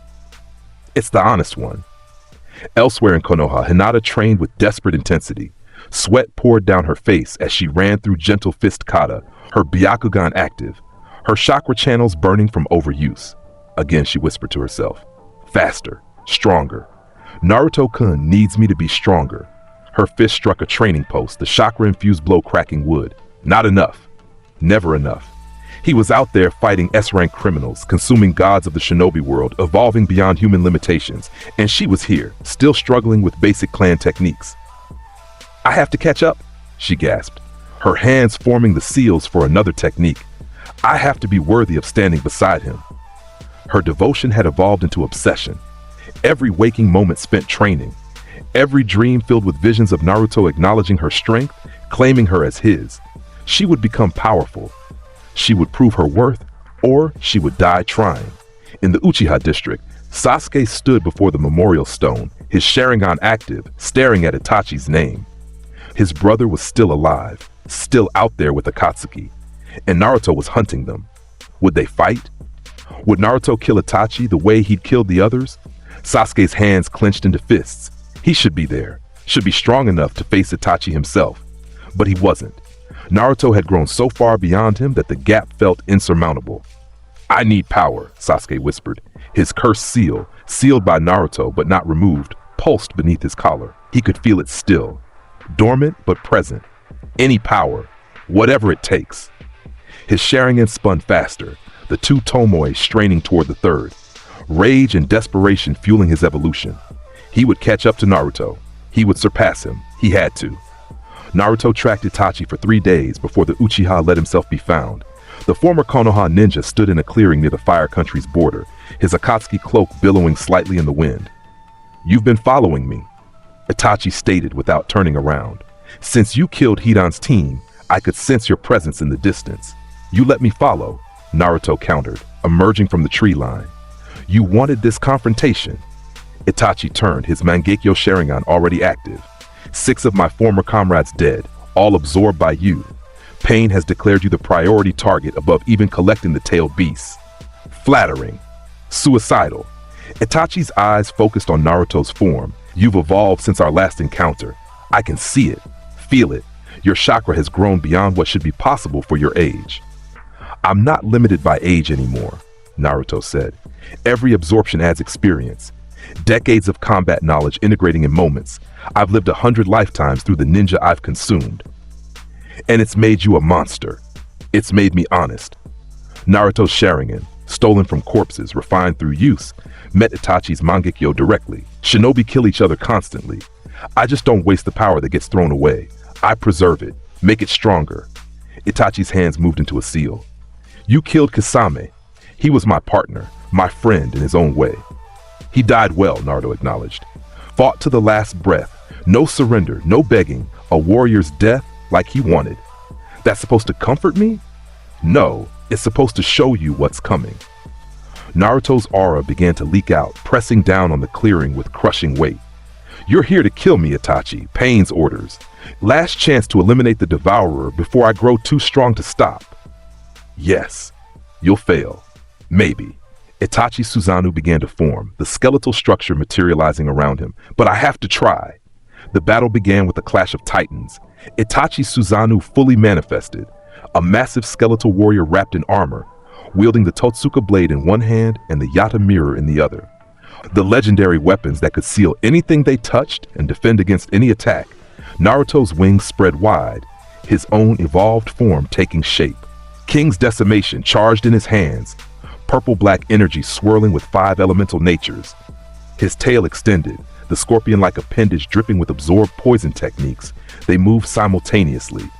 Itachi Susanoo swung the Totsuka blade in a wide arc, the sealing sword cutting through space itself. Naruto dodged with enhanced speed, his wings propelling him upward and around. His beam attack fired from above, slamming into the Yata mirror. The legendary shield absorbed the technique's energy, nullifying it completely. Itachi Susanoo reached up, its hand closing around Naruto mid-flight. Crushing pressure, ribs cracking. Normal opponents would be dead instantly. Naruto's body hardened, his absorbed earth spear technique and natural durability combining. The Susanoo's grip couldn't crush him. His tail whipped forward, stabbing at the construct's arm. Amaterasu! Black flames erupted from Itachi's eyes, coating Naruto's entire body. The inextinguishable fire that burned everything, that couldn't be put out by normal means. The flames that had killed countless opponents. Naruto's hands came together in a seal. Water style, water encampment wall. The water dome formed despite the flames, the two techniques battling for dominance. Steam filled the air. The Amaterasu burned through the water gradually, but the constant regeneration kept it at bay. Impressive, Itachi acknowledged. But can you maintain that while fighting? The Susanoo's free hand formed seals, a second layer of defense activating. Its bow materialized, drawing back an arrow made of pure chakra.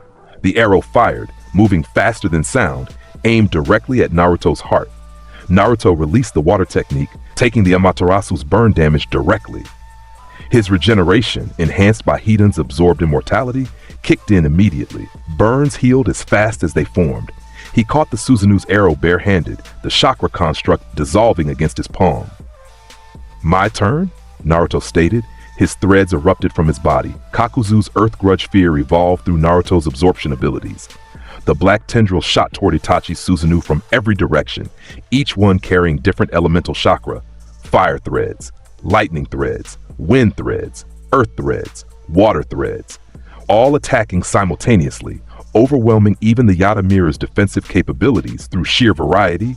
Itachi's Susanoo blocked what it could, the legendary shield shifting to intercept multiple attacks. But some threads got through, wrapping around the construct's limbs, pulling it off balance. Tsukuyomi. The genjutsu activated. Naruto felt reality shift as he was pulled into Itachi's mental world. The red moon hung overhead. Countless Itachi clones appeared, all wielding blades, all preparing to torture him for 72 hours. Naruto's aura exploded outward. The mental construct cracked, shattered. His willpower, reinforced by hundreds of absorbed minds, by the accumulated mental fortitude of every ninja he'd consumed, simply overpowered the genjutsu. The Tsukuyomi broke. Itachi stumbled in the real world, blood trickling from his eyes. The Mangekyo's strain was showing. He'd used it too much, pushed it too hard. His vision was deteriorating. You can't genjutsu me, Naruto stated. My mind is layered with hundreds of different perspectives. Your techniques can't find a single point to anchor. Itachi wiped blood from his face. Then I'll have to kill you physically. His Susanoo drew the Totsuka blade back, preparing for a thrust that would seal Naruto's existence itself. The legendary weapon that had imprisoned Orochimaru's 8-headed form, that could trap anything in eternal genjutsu. Naruto didn't dodge. His hands came together, channeling every element simultaneously. Fire and wind merged, lightning and earth combined. Water wrapped around them all. King's 5-element decimation. The beam that erupted from his hands was different from before. 5 colors spiraling together, each element enhancing the others. The technique he'd created through absorbing 5 complete elemental masters, through understanding how natures could combine at fundamental levels, the beam met the Totsuka blade mid-thrust. The 2 ultimate attacks collided, reality itself seeming to ripple from the impact. The Totsuka blade tried to seal the technique, to absorb it into its eternal prison. But there was too much power, too many different elements all compressed into one attack. The blade couldn't process the conflicting energies. Crack! The legendary weapon shattered. Fragments of the Totsuka blade scattered across the clearing like broken glass. Itachi's Susanoo recoiled, its primary weapon destroyed. Impossible, Itachi whispered. That blade was supposed to seal anything. It would have worked on a normal technique, Naruto acknowledged. But I'm not using normal techniques anymore. I'm combining absorbed mastery from dozens of elemental specialists. Your blade couldn't adapt fast enough. The beam continued forward, slamming into the Susanoo's chest. The construct cracked, armor fracturing, the skeletal structure beneath exposed. Itachi coughed blood, the feedback from his Susanoo's damage affecting him directly. He was dying. The disease that had been eating away at him for years, combined with the strain of using his Mangekyo so intensively. This battle was killing him faster than Naruto's attacks. Sasuke, Itachi gasped, his Susanoo dissipating as he lost the chakra to maintain it. If you're going to kill me, promise you'll leave Sasuke alive. Naruto tilted his head. Why would I promise that? Because he's the last Uchiha. Because he deserves to live beyond the hatred that consumed our clan. Itachi collapsed to his knees, blood dripping from his mouth and eyes. Kill me, take my power, but leave him alone. I'll think about it, Naruto said. He walked forward slowly, deliberately. Your Mangekyo Sharingan, your Susanoo, your fire mastery, your tactical genius, decades of experience as an Anbu and Akatsuki member, all of it is about to be mine. Itachi closed his eyes. I'm sorry, Sasuke. I couldn't protect you from this. Naruto's hand pressed against Itachi's forehead, the same gesture Itachi had used on Sasuke countless times. Any last words? Thank you. Itachi's eyes opened, meeting Naruto's gaze. For giving me a warrior's end, for not making me die slowly from this disease. Even if you're a monster, at least you're an efficient one.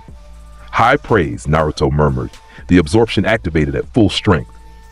Itachi's scream echoed through the forest as his Mangekyo Sharingan was forcibly copied, his Susanoo technique extracted, his entire being consumed. Memories flooded into Naruto. The Uchiha massacre, joining Akatsuki, every mission and kill and decision compressed into raw data.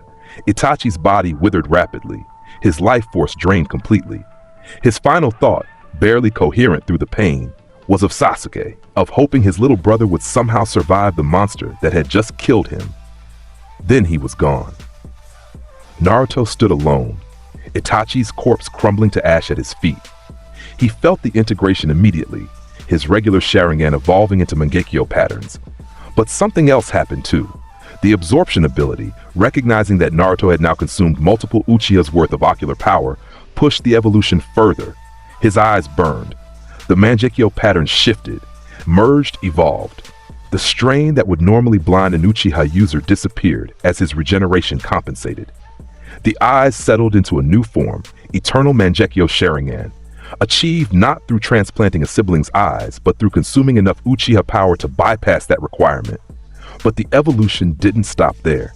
Naruto's eyes continued to change, the eternal Mangekyo pattern rippling. More complexity appeared. Rings formed around the pupil. Tomoe distributed across the rings. Rinnegan, the legendary eyes of the Sage of Six Paths, manifested in Naruto's skull, achieved through the combination of massive chakra reserves, Uchiha blood absorbed from multiple sources, and his own evolution pushing past normal limits. He could see everything now.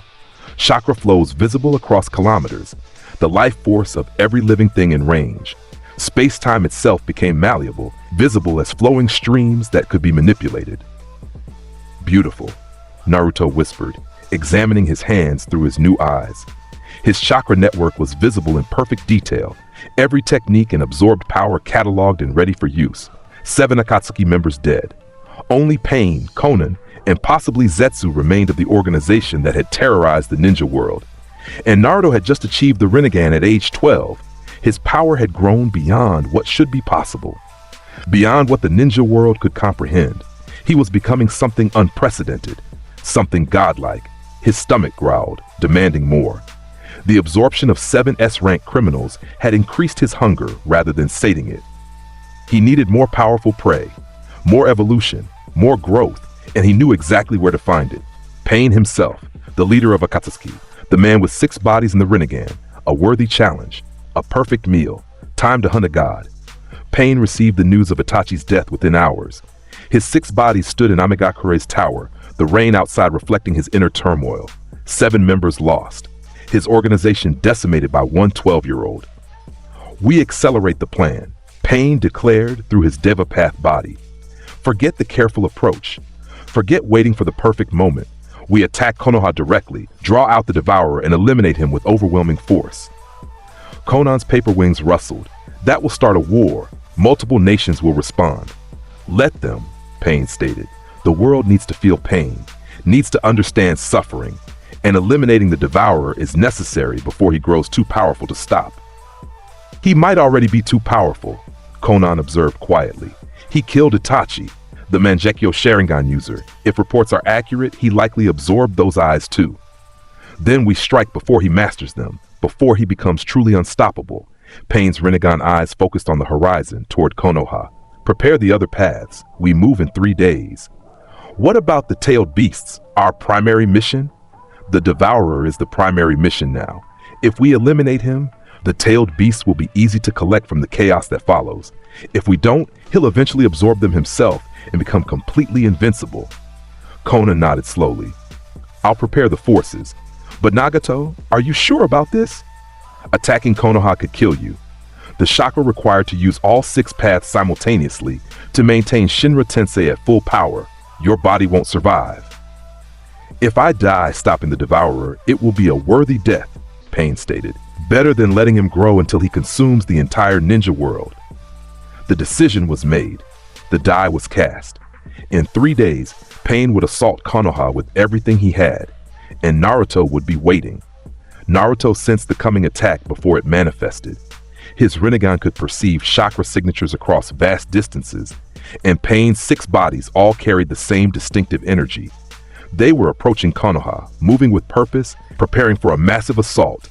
Perfect. He'd been planning to hunt Pain anyway. Might as well let the prey come to him. He stood on Konoha's wall, his form visible to everyone in the village. His Rinnegan eyes scanned the horizon, tracking the approaching threat. Behind him, Anbu gathered nervously. They could feel it too. Something terrible was coming. Tsunade appeared beside him in a flicker of shunshin. Naruto. Our sensors detected massive chakra approaching from the north. Is it Pain? Naruto confirmed. The Akatsuki leader. 6 bodies, all controlled by one consciousness, all equipped with Rinnegan. He's coming to kill me and destroy Konoha as a message to the other nations. Can you stop him? Naruto glanced at her, his Rinnegan meeting her eyes. Yes. Will the village survive the collateral damage? Some of it. His tone was matter of fact. Pain's going to use massive techniques, Shinra Tensei to level buildings, summoning jutsu to deploy creatures across the village, Chibaku Tensei to create artificial moons. The destruction will be significant. Then we need to evacuate. No time, he's already here. Boom, the explosion came from Konoha's north gate. A massive crater appeared where the entrance had been, the walls shattered by an almighty push. Through the dust, 6 figures walked forward in perfect synchronization. The 6 paths of Pain, each one with Rinnegan eyes, each one radiating enough chakra to mark them as Kaji-level threats individually. Naruto Uzumaki. The Devapath's voice echoed across the village. The Devourer, you've killed 7 of Akatsuki's members. For that crime, you and this village will know pain. Naruto dropped from the wall, landing in the crater. His wings spread wide, his aura exploding outward with enough pressure to crack the ground beneath his feet. His Rinnegan met Pain's across the destroyed gate. You came all this way to deliver a speech? Naruto called back. Disappointing. I expected more from a fellow Rinnegan user. Pain's 6 bodies spread out, surrounding Naruto from multiple angles. You absorbed Itachi's eyes, evolved them into the Rinnegan through your cursed ability. You're an abomination against nature. I'm evolution, Naruto corrected. You use 6 corpses to approximate power. I absorb actual strength from my kills. We're not the same. No, Pain agreed. You're a threat to everything I'm trying to build, a monster that needs to be eliminated. Then come eliminate me. The animal path summoned first. Dozens of massive creatures materialized. Multi-headed dogs, a giant rhino, a crab the size of a house, a bird with a wingspan that blotted out the sun. All of them immediately attacking Naruto from different directions. Naruto's threads erupted from his body. The Earth Grudge Fear technique evolved through his Rinnegan's enhanced control. Each thread split into multiple branches, wrapping around summoned creatures and crushing them. The multi-headed dog regenerated when destroyed. Naruto's threads simply crushed it repeatedly until even its regeneration failed. The giant rhino charged, its horn aimed at Naruto's chest. Shinra Tensei! The Deva Path's technique activated, creating an invisible force that repelled everything in front of it. The rhino Naruto several buildings, all of them were blasted backwards simultaneously. Naruto's wings caught him mid-flight, stopping his trajectory. His hands came together in a seal. Shinra Tensei. His own version of the technique activated, having absorbed the understanding from Itachi's memories of fighting pain. The two repulsion forces collided, creating a shockwave that shattered windows across 3 blocks.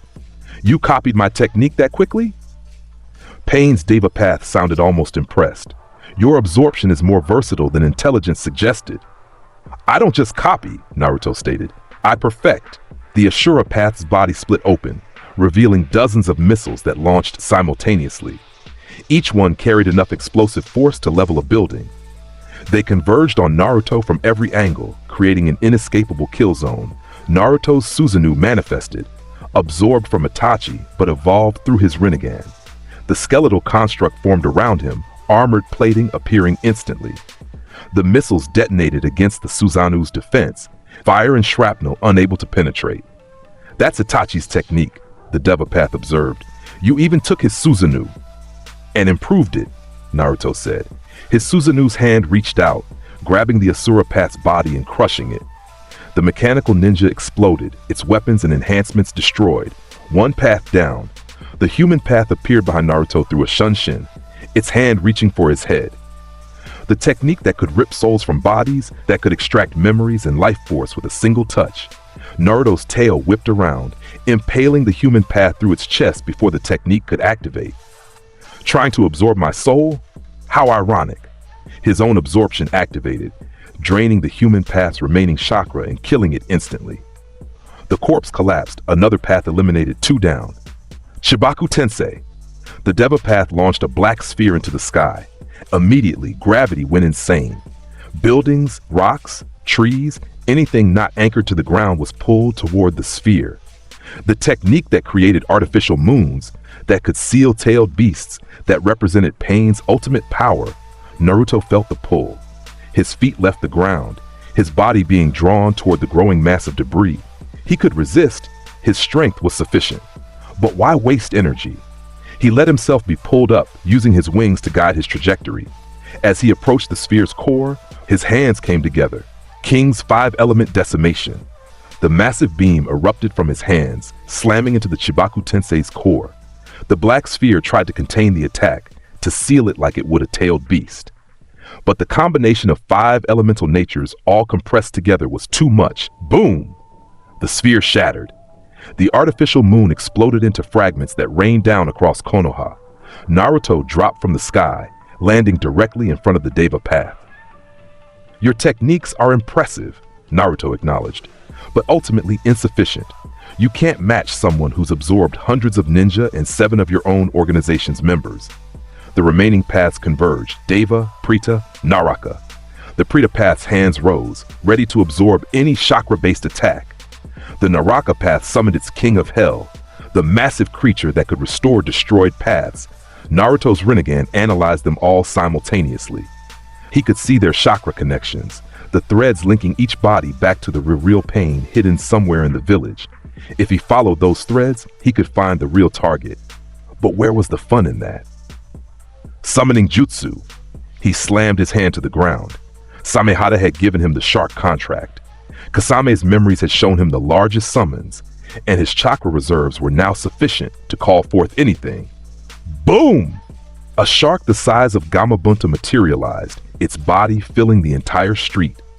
The massive predator's eyes glowed with hunger as it surveyed the battlefield.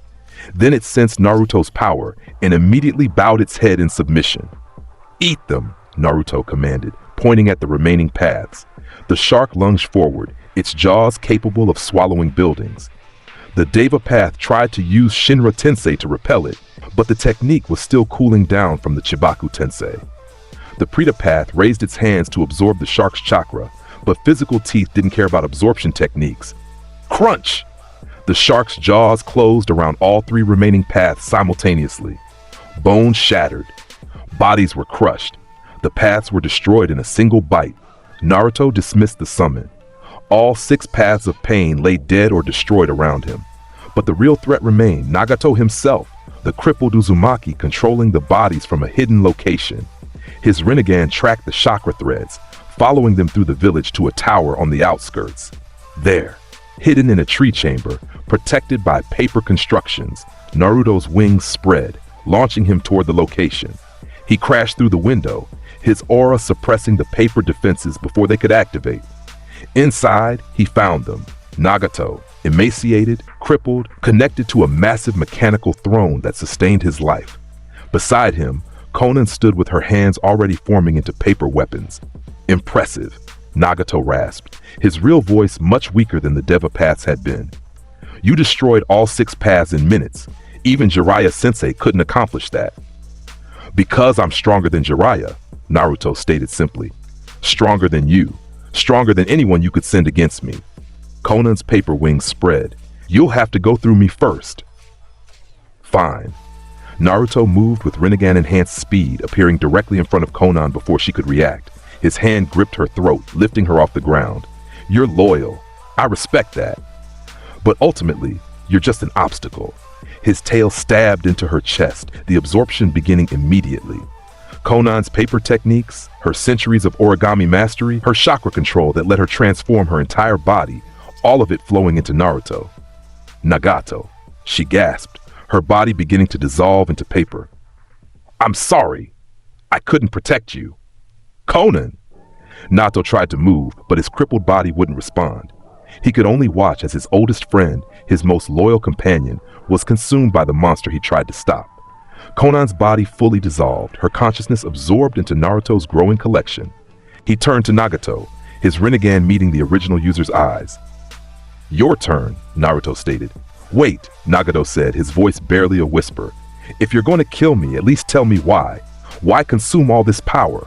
What's your goal? Naruto tilted his head, considering the question. Evolution, becoming strong enough that nothing can threaten what's mine. Protecting Konoha not through politics or alliances, but through absolute, overwhelming power. That's madness, Nagato whispered. Power like that corrupts, destroys. I tried to use the tailed beast to create a weapon so terrible that it would end all wars, but you're becoming that weapon yourself.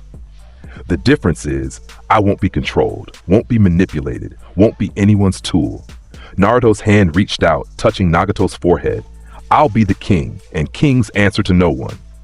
Then the ninja world is doomed, Nagato said, because eventually you'll run out of enemies to consume. And when that happens, when your hunger remains but the prey is gone, what then? I'll cross that bridge when I come to it. The absorption activated at full strength. Nagato screamed as his Rinnegan abilities were forcibly copied, his 6 paths techniques extracted, his Uzumaki vitality consumed. The massive chakra reserves he'd cultivated over decades flowed into Naruto like a river. But there was something else too. Memories of a kind teacher named Jiraiya, of friends named Yahiko and Konan, of dreams for peace that turned into plans for pain, of manipulation by a masked man who claimed to be Madara. Naruto absorbed it all. Every technique, every memory, every scrap of power. Nagato's body withered to nothing, the life finally leaving his crippled form. The last Akatsuki leader died alone in his tower, consumed by the very monster he tried to eliminate. Naruto stood among the remains, his body glowing with integrated power. His Rinnegan had evolved further, the dual eyes now possessing every technique Nagato had mastered, the 6 paths abilities, summoning mastery, Chibaku Tensei, all of it perfected through absorption. His chakra reserves had grown to truly massive levels, combining his own natural Uzumaki vitality with Nagato's cultivated power and the reserves of hundreds of absorbed ninja.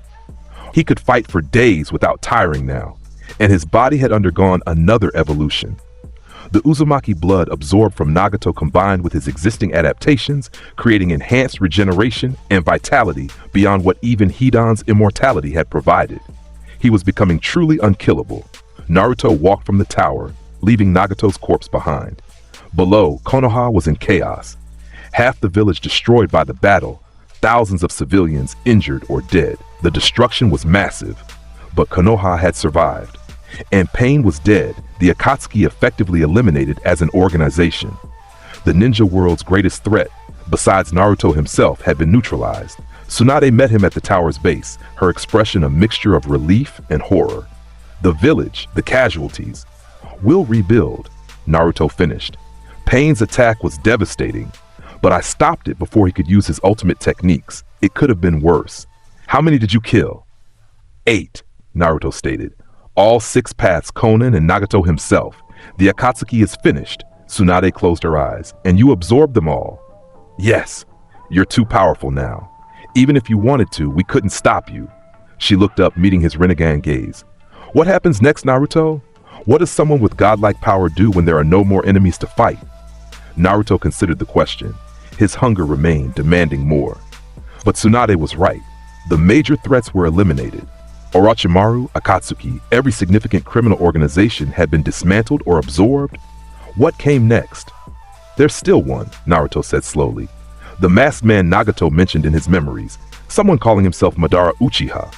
He's been manipulating events from the shadows, orchestrating wars and conflicts. Madara's been dead for decades. This one isn't. He has space-time techniques, probably the real threat behind Akatsuki's formation. Naruto's wings spread. I'm going hunting, one more time. Then maybe I'll have absorbed enough power to actually be satisfied. He launched himself into the sky, leaving Tsunade standing among the rubble. The 5th Hokage watched him go, her expression troubled.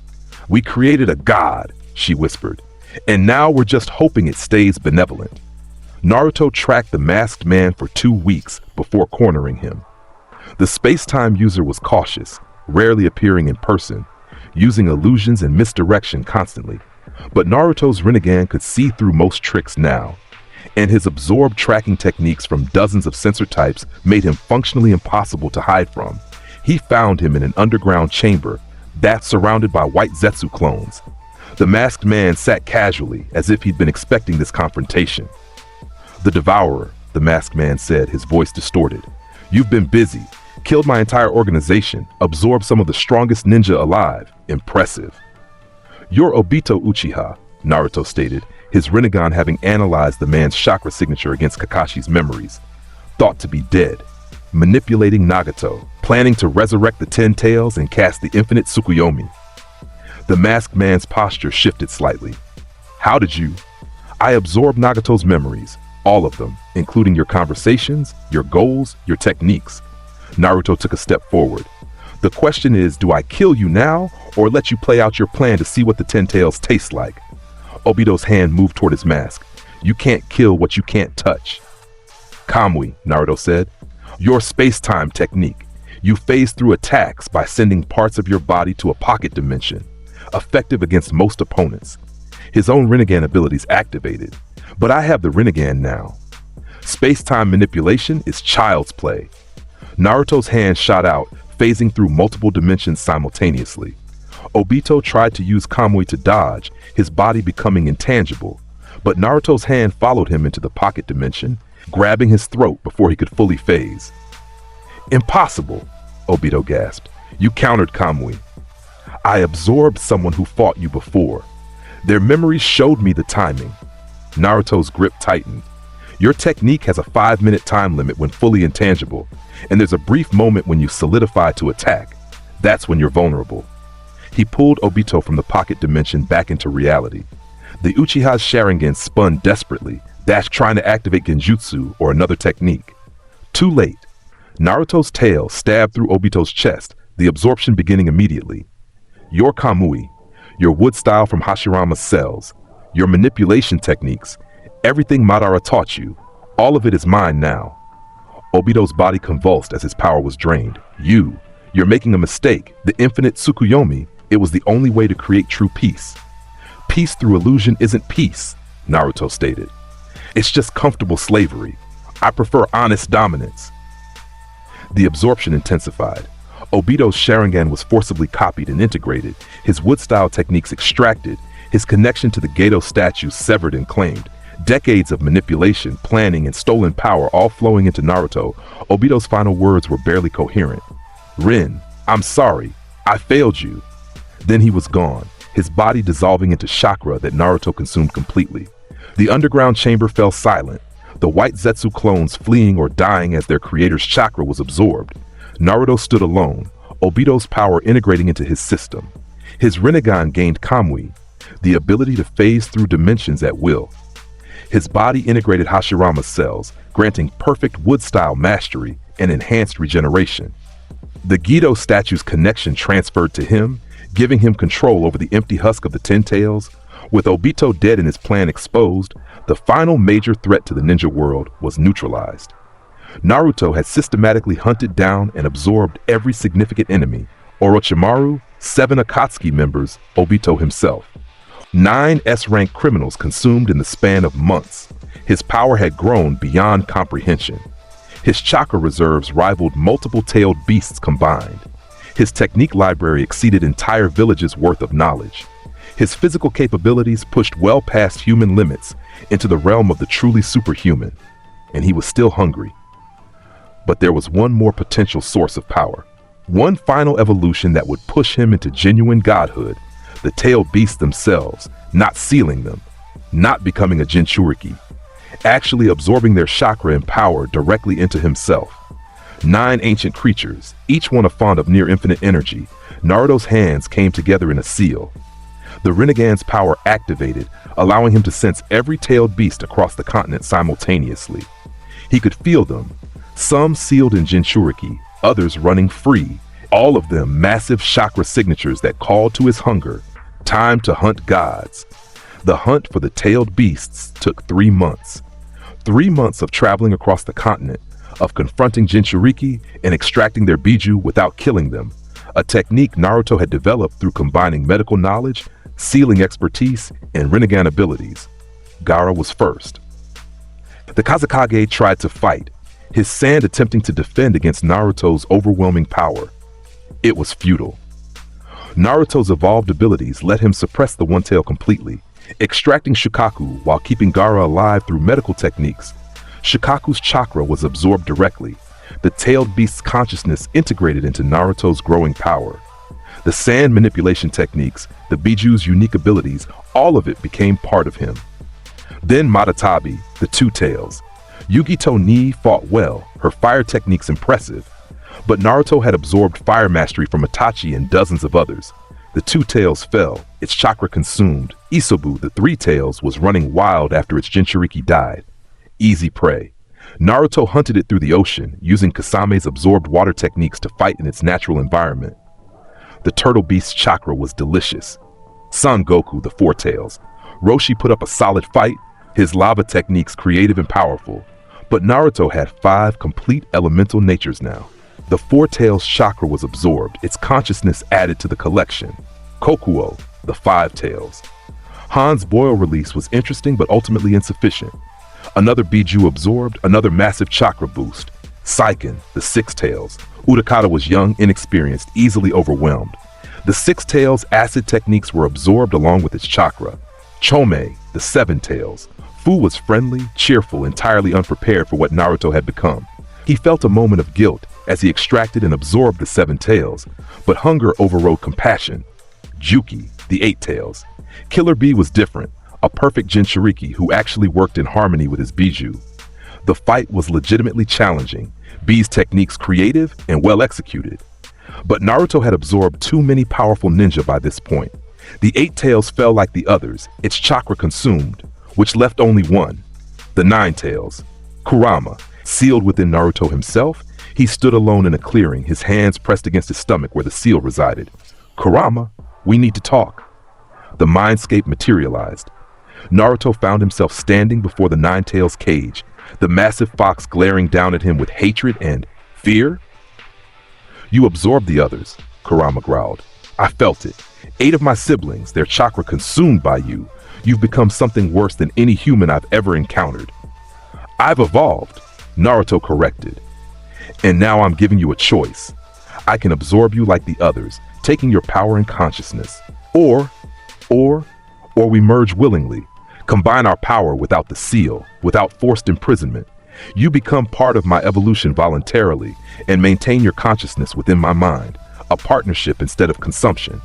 Kurama's eyes narrowed. "Why would you offer that? You could just take what you want."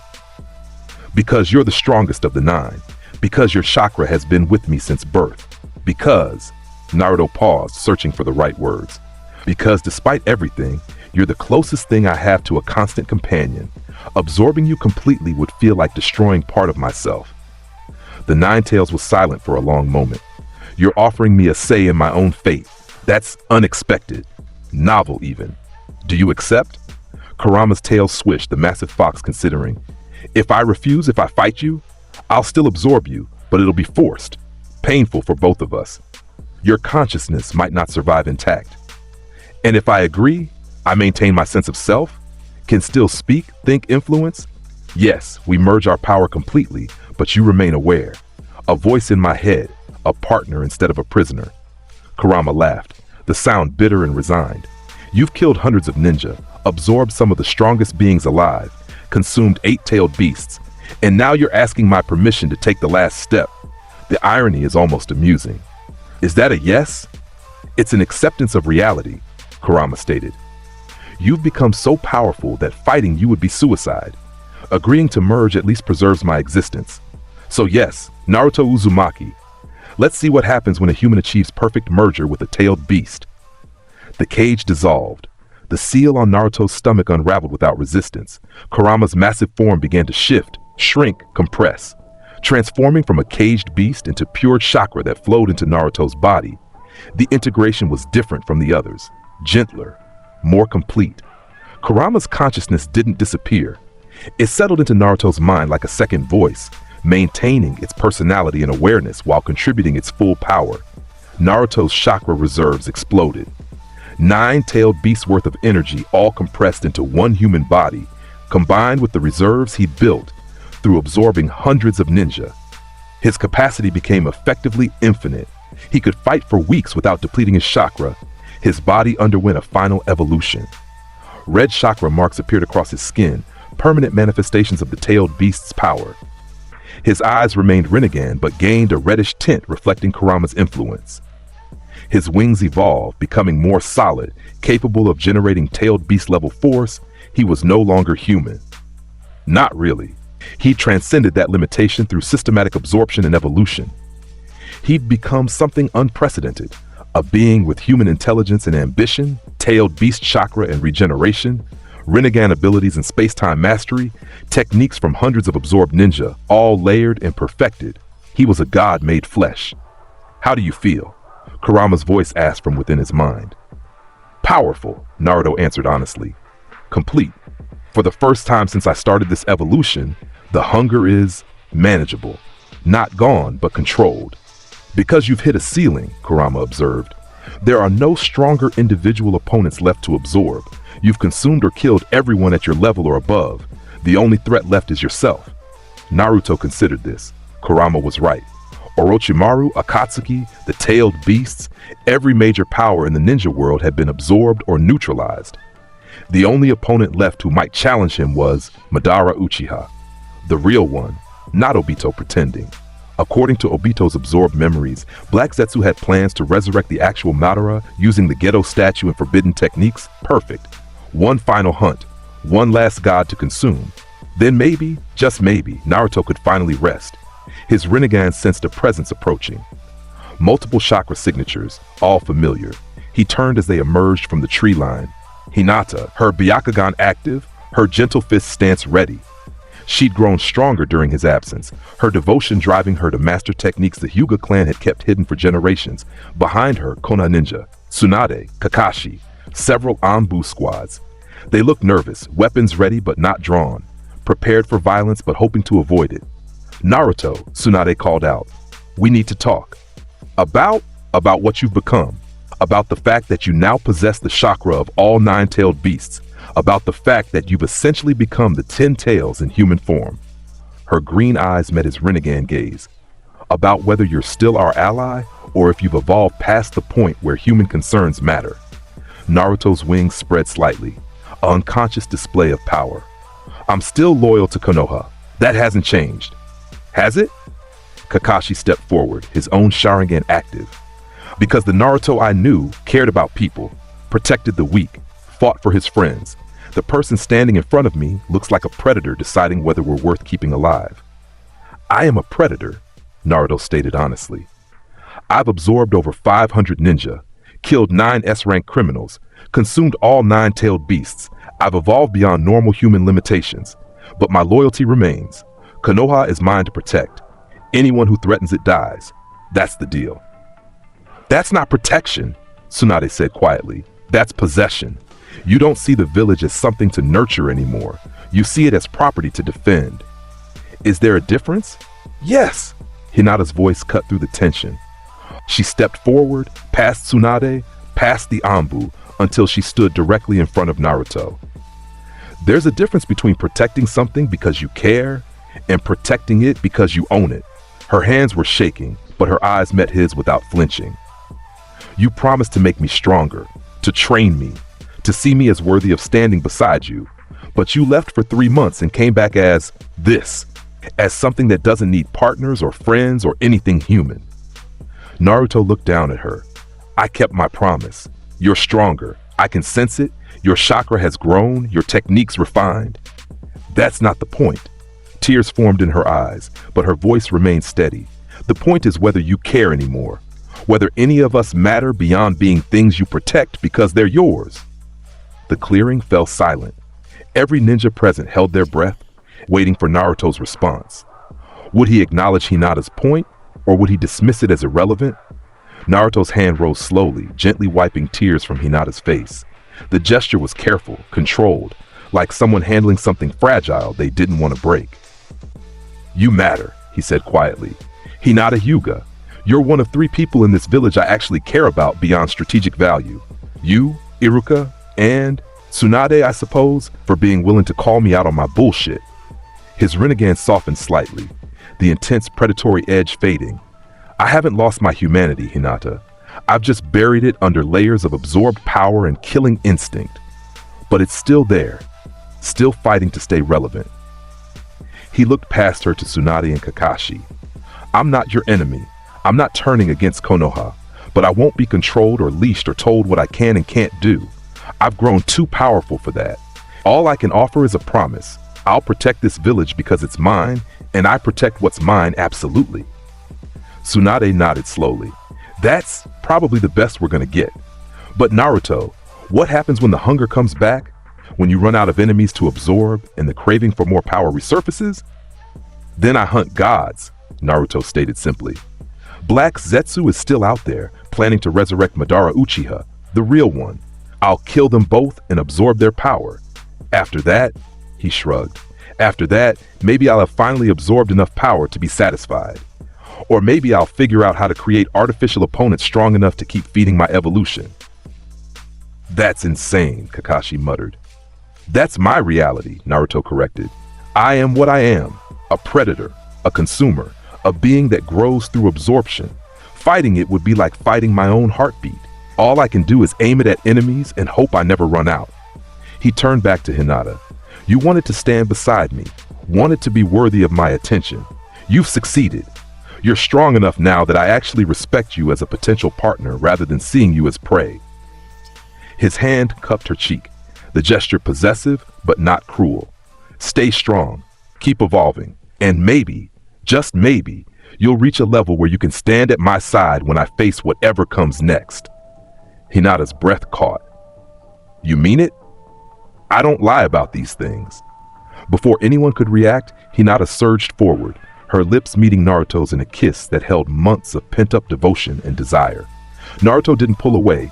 His hand slid to the back of her neck, deepening the kiss, claiming her as thoroughly as he claimed everything else. When they separated, Hinata's face was flushed, her breathing heavy. "Mine," she whispered. "Ours," Naruto corrected, a small smile crossing his face. "You're mine, I'm yours. That's how partnerships work." Kakashi cleared his throat awkwardly. "Well, that happened. Are we just going to ignore the fact that they kissed in front of the entire Anbu squad?" "Yes," Tsunade said firmly. "Because honestly, if letting Naruto have a relationship keeps him anchored to his humanity, I'm all for it. Better a monster with human attachments than one with none at all." She looked at Naruto directly. "You mentioned hunting Black Zetsu and Madara. Do you know where they are?" "Not yet, but I will. My Rinnegan can sense chakra signatures across vast distances. When Zetsu makes its move to resurrect Madara, I'll know, and I'll be there to end them both.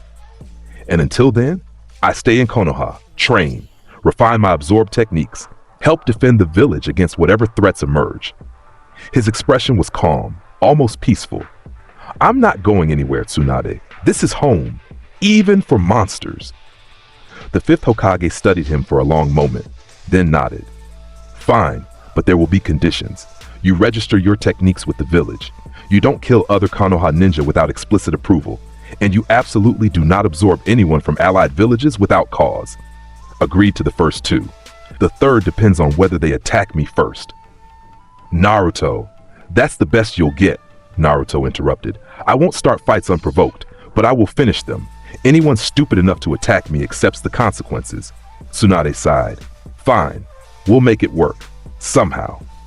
The group dispersed, Anbu returning to their duties, Kakashi heading toward his usual haunts. Tsunade lingered for a moment, her expression troubled, before also leaving. Only Hinata remained, standing close to Naruto, her hand clasped in his. "What happens now?" she asked softly. "Now?" Naruto looked toward Konoha's skyline, his Rinnegan tracking the thousands of chakra signatures within the village. "Now we wait, train, prepare for whatever comes next." His grip on her hand tightened slightly. "And maybe we see if I can actually maintain a relationship without my predatory instincts consuming it." "I trust you," Hinata said simply. "You shouldn't," Naruto replied. "I'm dangerous, unstable, one bad day away from deciding the entire ninja world is prey. But you won't, because you care about this village, about me, about the few people who've earned your protection." She leaned against him, her head on his shoulder. "That's enough. That's all anyone can ask." Naruto didn't respond, but his wings wrapped around her slightly, a protective gesture that spoke volumes.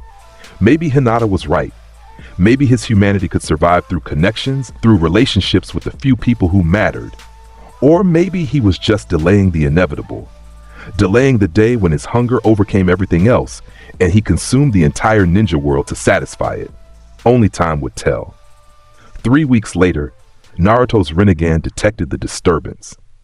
A massive surge of chakra from the outskirts of Fire Country, a resurrection technique being performed on a scale that made even his enhanced senses struggle to comprehend. Black Zetsu had made its move. Madara Uchiha was being revived. Perfect timing.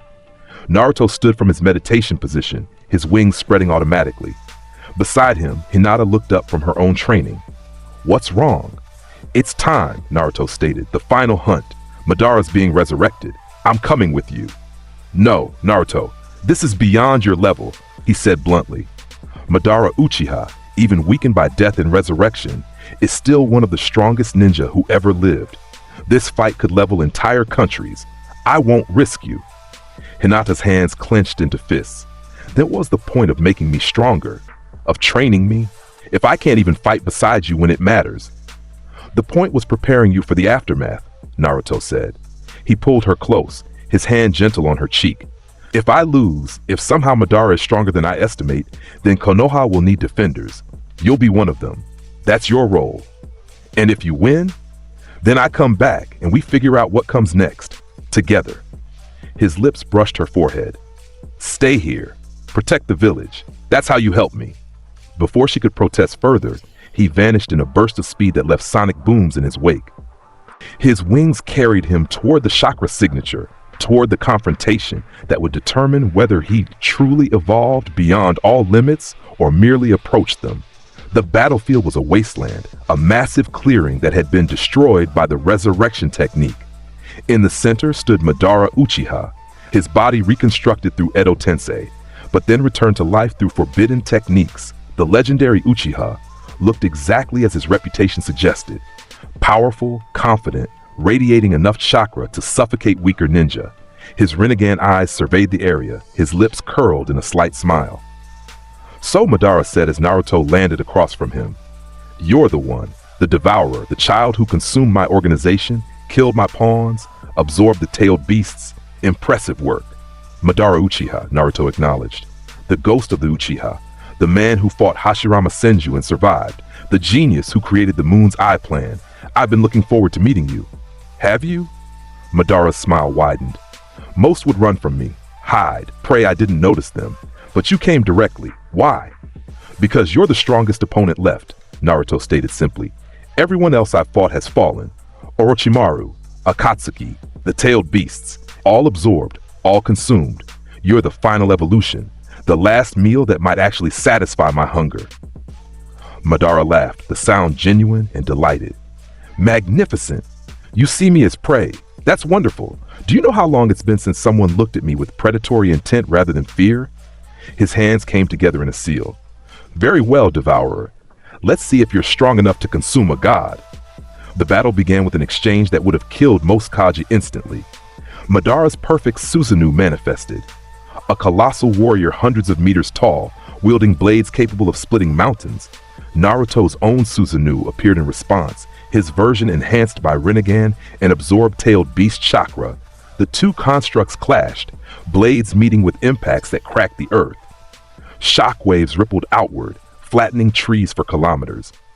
This wasn't a ninja battle anymore. This was gods fighting, reality bending around their power. Wood style, deep forest emergence. Madara's voice echoed across the battlefield. Massive trees erupted from the ground, each one thick as buildings, all of them trying to entangle and crush Naruto's Susanoo. Fire style, great fire annihilation. Naruto's counterstrike incinerated the forest, flames consuming wood faster than it could grow. His Rinnegan tracked Madara's movements, predicting strikes before they happened. They were evenly matched, perfectly balanced. Every technique Madara used, Naruto had a counter from his absorbed knowledge. Every strategy Naruto employed, Madara's combat experience let him adapt. "You're good," Madara acknowledged, his Susanoo blocking a massive punch from Naruto's. "Better than most who've challenged me. But you're missing something crucial." "What?" "Experience fighting equals." Madara's Susanoo grabbed Naruto's, holding it in place. "You've spent your entire evolution fighting opponents weaker than you, consuming prey. But I fought Hashirama, someone who matched me, who pushed me past my limits every single time." His Rinnegan flared. "Limbo, border jail." Invisible clones appeared in a parallel dimension, their attacks phasing through normal defenses to strike Naruto directly. The technique that had devastated armies that couldn't be seen or blocked by anyone without Rinnegan. But Naruto had Rinnegan too. His eyes tracked the Limbo clones, his own technique activating in response. "I absorbed Nagato's memories. I know all your tricks, Madara." His tail whipped through dimensions, impaling one Limbo clone and destroying it. His wings generated enough force to blow back another. His hands formed seals faster than thought, all killing ash bones. The attack he'd absorbed from someone's memories of Kaguya. Bone spikes that killed anything they touched through cellular destruction. Madara's eyes widened as the technique he'd never taught Naruto somehow appeared. "How do you know that?" Madara demanded, dodging desperately. "I told you, I've absorbed hundreds of ninja. Their knowledge includes legends, myths, forbidden techniques that were never meant to be used." Naruto's assault intensified. "I have access to things you've never seen." The bone spikes pierced Madara's Susanoo, cracking its armor. The legendary Uchiha grunted, genuine pain showing for the first time. His hands blurred through seals. Infinite Tsukuyomi. The moon appeared overhead, an illusion created through Rinnegan and tailed beast chakra. The genjutsu that would trap the entire world in perfect dreams. Madara's ultimate technique, his final plan for peace. Naruto's Rinnegan countered immediately. "Prita Path!" Absorption. The Genjutsu's chakra was absorbed before it could take effect. Naruto's Rinnegan abilities evolved enough to counter even Madara's ultimate technique. He appeared directly in front of Madara, his speed having closed the distance in a heartbeat. "You're strong," Naruto acknowledged. "The strongest I've fought." But ultimately, his hand gripped Madara's throat, lifting the legendary ninja off the ground. "You're still just another meal." Madara's eyes widened. Then he laughed, blood bubbling from his lips. "Magnificent. Truly magnificent. You've become everything I dreamed of being, a perfect warrior, a god among men." Any last words? Just one observation. Madara's grin was genuine despite the pain. "You think consuming me will satisfy your hunger, but it won't. Power is addictive. Evolution is endless. You'll always want more, always need the next challenge, the next evolution." His voice grew weaker. "That's the curse of becoming a god devourer. The hunger never ends, it just grows." "Then I'll deal with that when it comes," Naruto stated, his absorption activated at maximum strength. Madara's scream echoed across the wasteland as his perfect sage mode was extracted, his combat experience absorbed, his legendary techniques consumed. Decades of mastery, countless battles, the accumulated power of the Uchiha's greatest warrior, all of it flowing into Naruto. Madara's body withered, his legendary strength drained completely. His final expression was one of satisfaction rather than fear. He'd found a worthy successor, someone who'd surpassed even his ambitions. Then he was gone. The ghost of the Uchiha, the man who'd fought the god of Shinobi and survived, consumed by someone who'd evolved beyond both of them. Naruto stood alone on the battlefield, Madara's power integrating into his already godlike abilities. His Rinnegan evolved further, gaining access to techniques Madara had developed over a lifetime. His perfect sage mode combined with his tailed beast chakra, creating something unprecedented. His combat experience now spans centuries through absorbed memories. He was complete. Perfect. The strongest being the ninja world had ever seen. And Madara had been right. The hunger remained. Weaker now, manageable, but still present. Still demanding more. Still pushing him toward the next evolution, the next challenge. But there were no more challenges. No more opponents at his level. He'd consumed them all.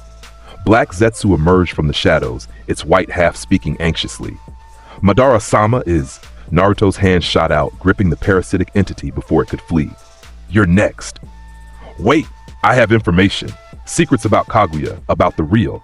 "I'll get all that when I absorb you," Naruto interrupted. His tail stabbed through both halves of Zetsu, the absorption pulling in every scrap of knowledge the ancient entity possessed. The secrets of Kaguya Otsutsuki, the truth about chakra's origin, the plan to resurrect the mother of all chakra. Forbidden techniques and ancient history all compressed into memories that Naruto absorbed completely. Zetsu dissolved into nothing, its consciousness consumed. Naruto stood alone, truly alone, as the last major threat to the ninja world disappeared. He'd done it. Systematically hunted and absorbed every significant enemy.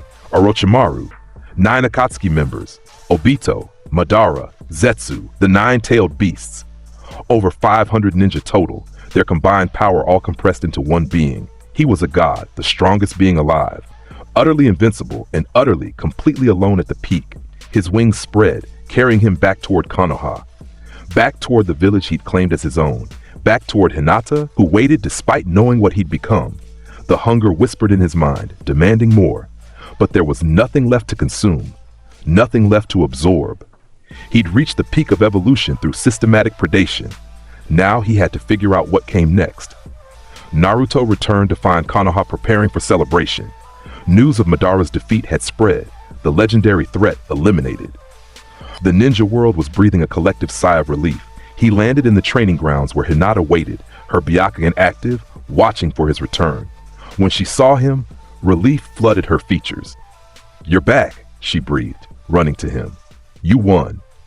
"I absorbed Madara Uchiha," Naruto stated, "and Black Zetsu. The final threats are eliminated." He pulled her close, his wings wrapping around them both. "It's over. The hunt is finished. I've consumed everything worth consuming." "And now?" Hinata asked softly. "What does a god do when there are no more challenges?" Naruto considered the question. His Rinnegan surveyed Konoha.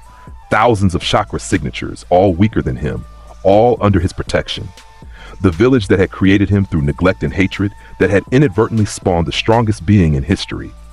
Now, he met Hinata's eyes. Now I rule, not through politics or elections or councils, through absolute power. I protect what's mine, destroy what threatens it, and let the ninja world adapt to a reality where I'm the apex predator. His hand cupped her face gently, and I see if I can maintain enough humanity to actually care about the people I'm protecting. Starting with you. Hinata's breath caught. That's possessive. I'm a predator, Hinata. Possession is all I understand. His thumb brushed her lips. But I'm trying to be more than just hunger and killing instinct. You make that easier. Before she could respond, he kissed her, deep, consuming, claiming her as thoroughly as he claimed everything else. When they separated, Hinata was breathless, her face flushed. Mine, she whispered. Ours, Naruto corrected. We're both predators now. You've evolved through devotion the way I evolved through consumption. Together we're unstoppable. Tsunade appeared in a shunshin, her expression carefully neutral. Naruto, the council wants a report on Madara's defeat. Tell them he's dead and absorbed, same as everyone else I fought. Naruto's Rinnegan met her eyes. And tell them that as of now, Konoha operates under new management. What do you mean? I mean I'm done pretending to be subordinate, done accepting orders or following protocols designed for normal ninja. His aura leaked out slightly, enough to make Tsunade step back. From now on, I protect this village because I choose to, not because someone tells me to. Anyone who has a problem with that can challenge me directly. Tsunade was silent for a long moment. Then she nodded slowly. I'll inform the council. But Naruto, this is going to change everything. The entire political structure of the ninja world was built on the assumption that no single individual could be too powerful to stop. Then they'll adapt, Naruto stated. Or they'll die trying to oppose me. Either way, the old system is finished. I've evolved past the point where human governments can control me. And that doesn't concern you? The fact that you've become exactly what every village feared? No. His expression was calm, almost serene, because I'm honest about what I am. I don't hide behind justifications or claim to be fighting for peace. I'm a predator who protects what's mine. That's more honest than most Kage can claim. Tsunade studied him, her legendary medical expertise noting the changes. His chakra had evolved past normal classification. His body had adapted beyond human limitations. His eyes held power that rivaled the Sage of Six Paths himself. He was right. Thanks for watching. That was a terrifying power-up for our Orange Hokage. Do you think he'd lose his humanity or save the world faster? Drop your theories below. If you love deep dive anime what-ifs, hit that subscribe button and ring the bell for more legendary crossovers. Catch you next time.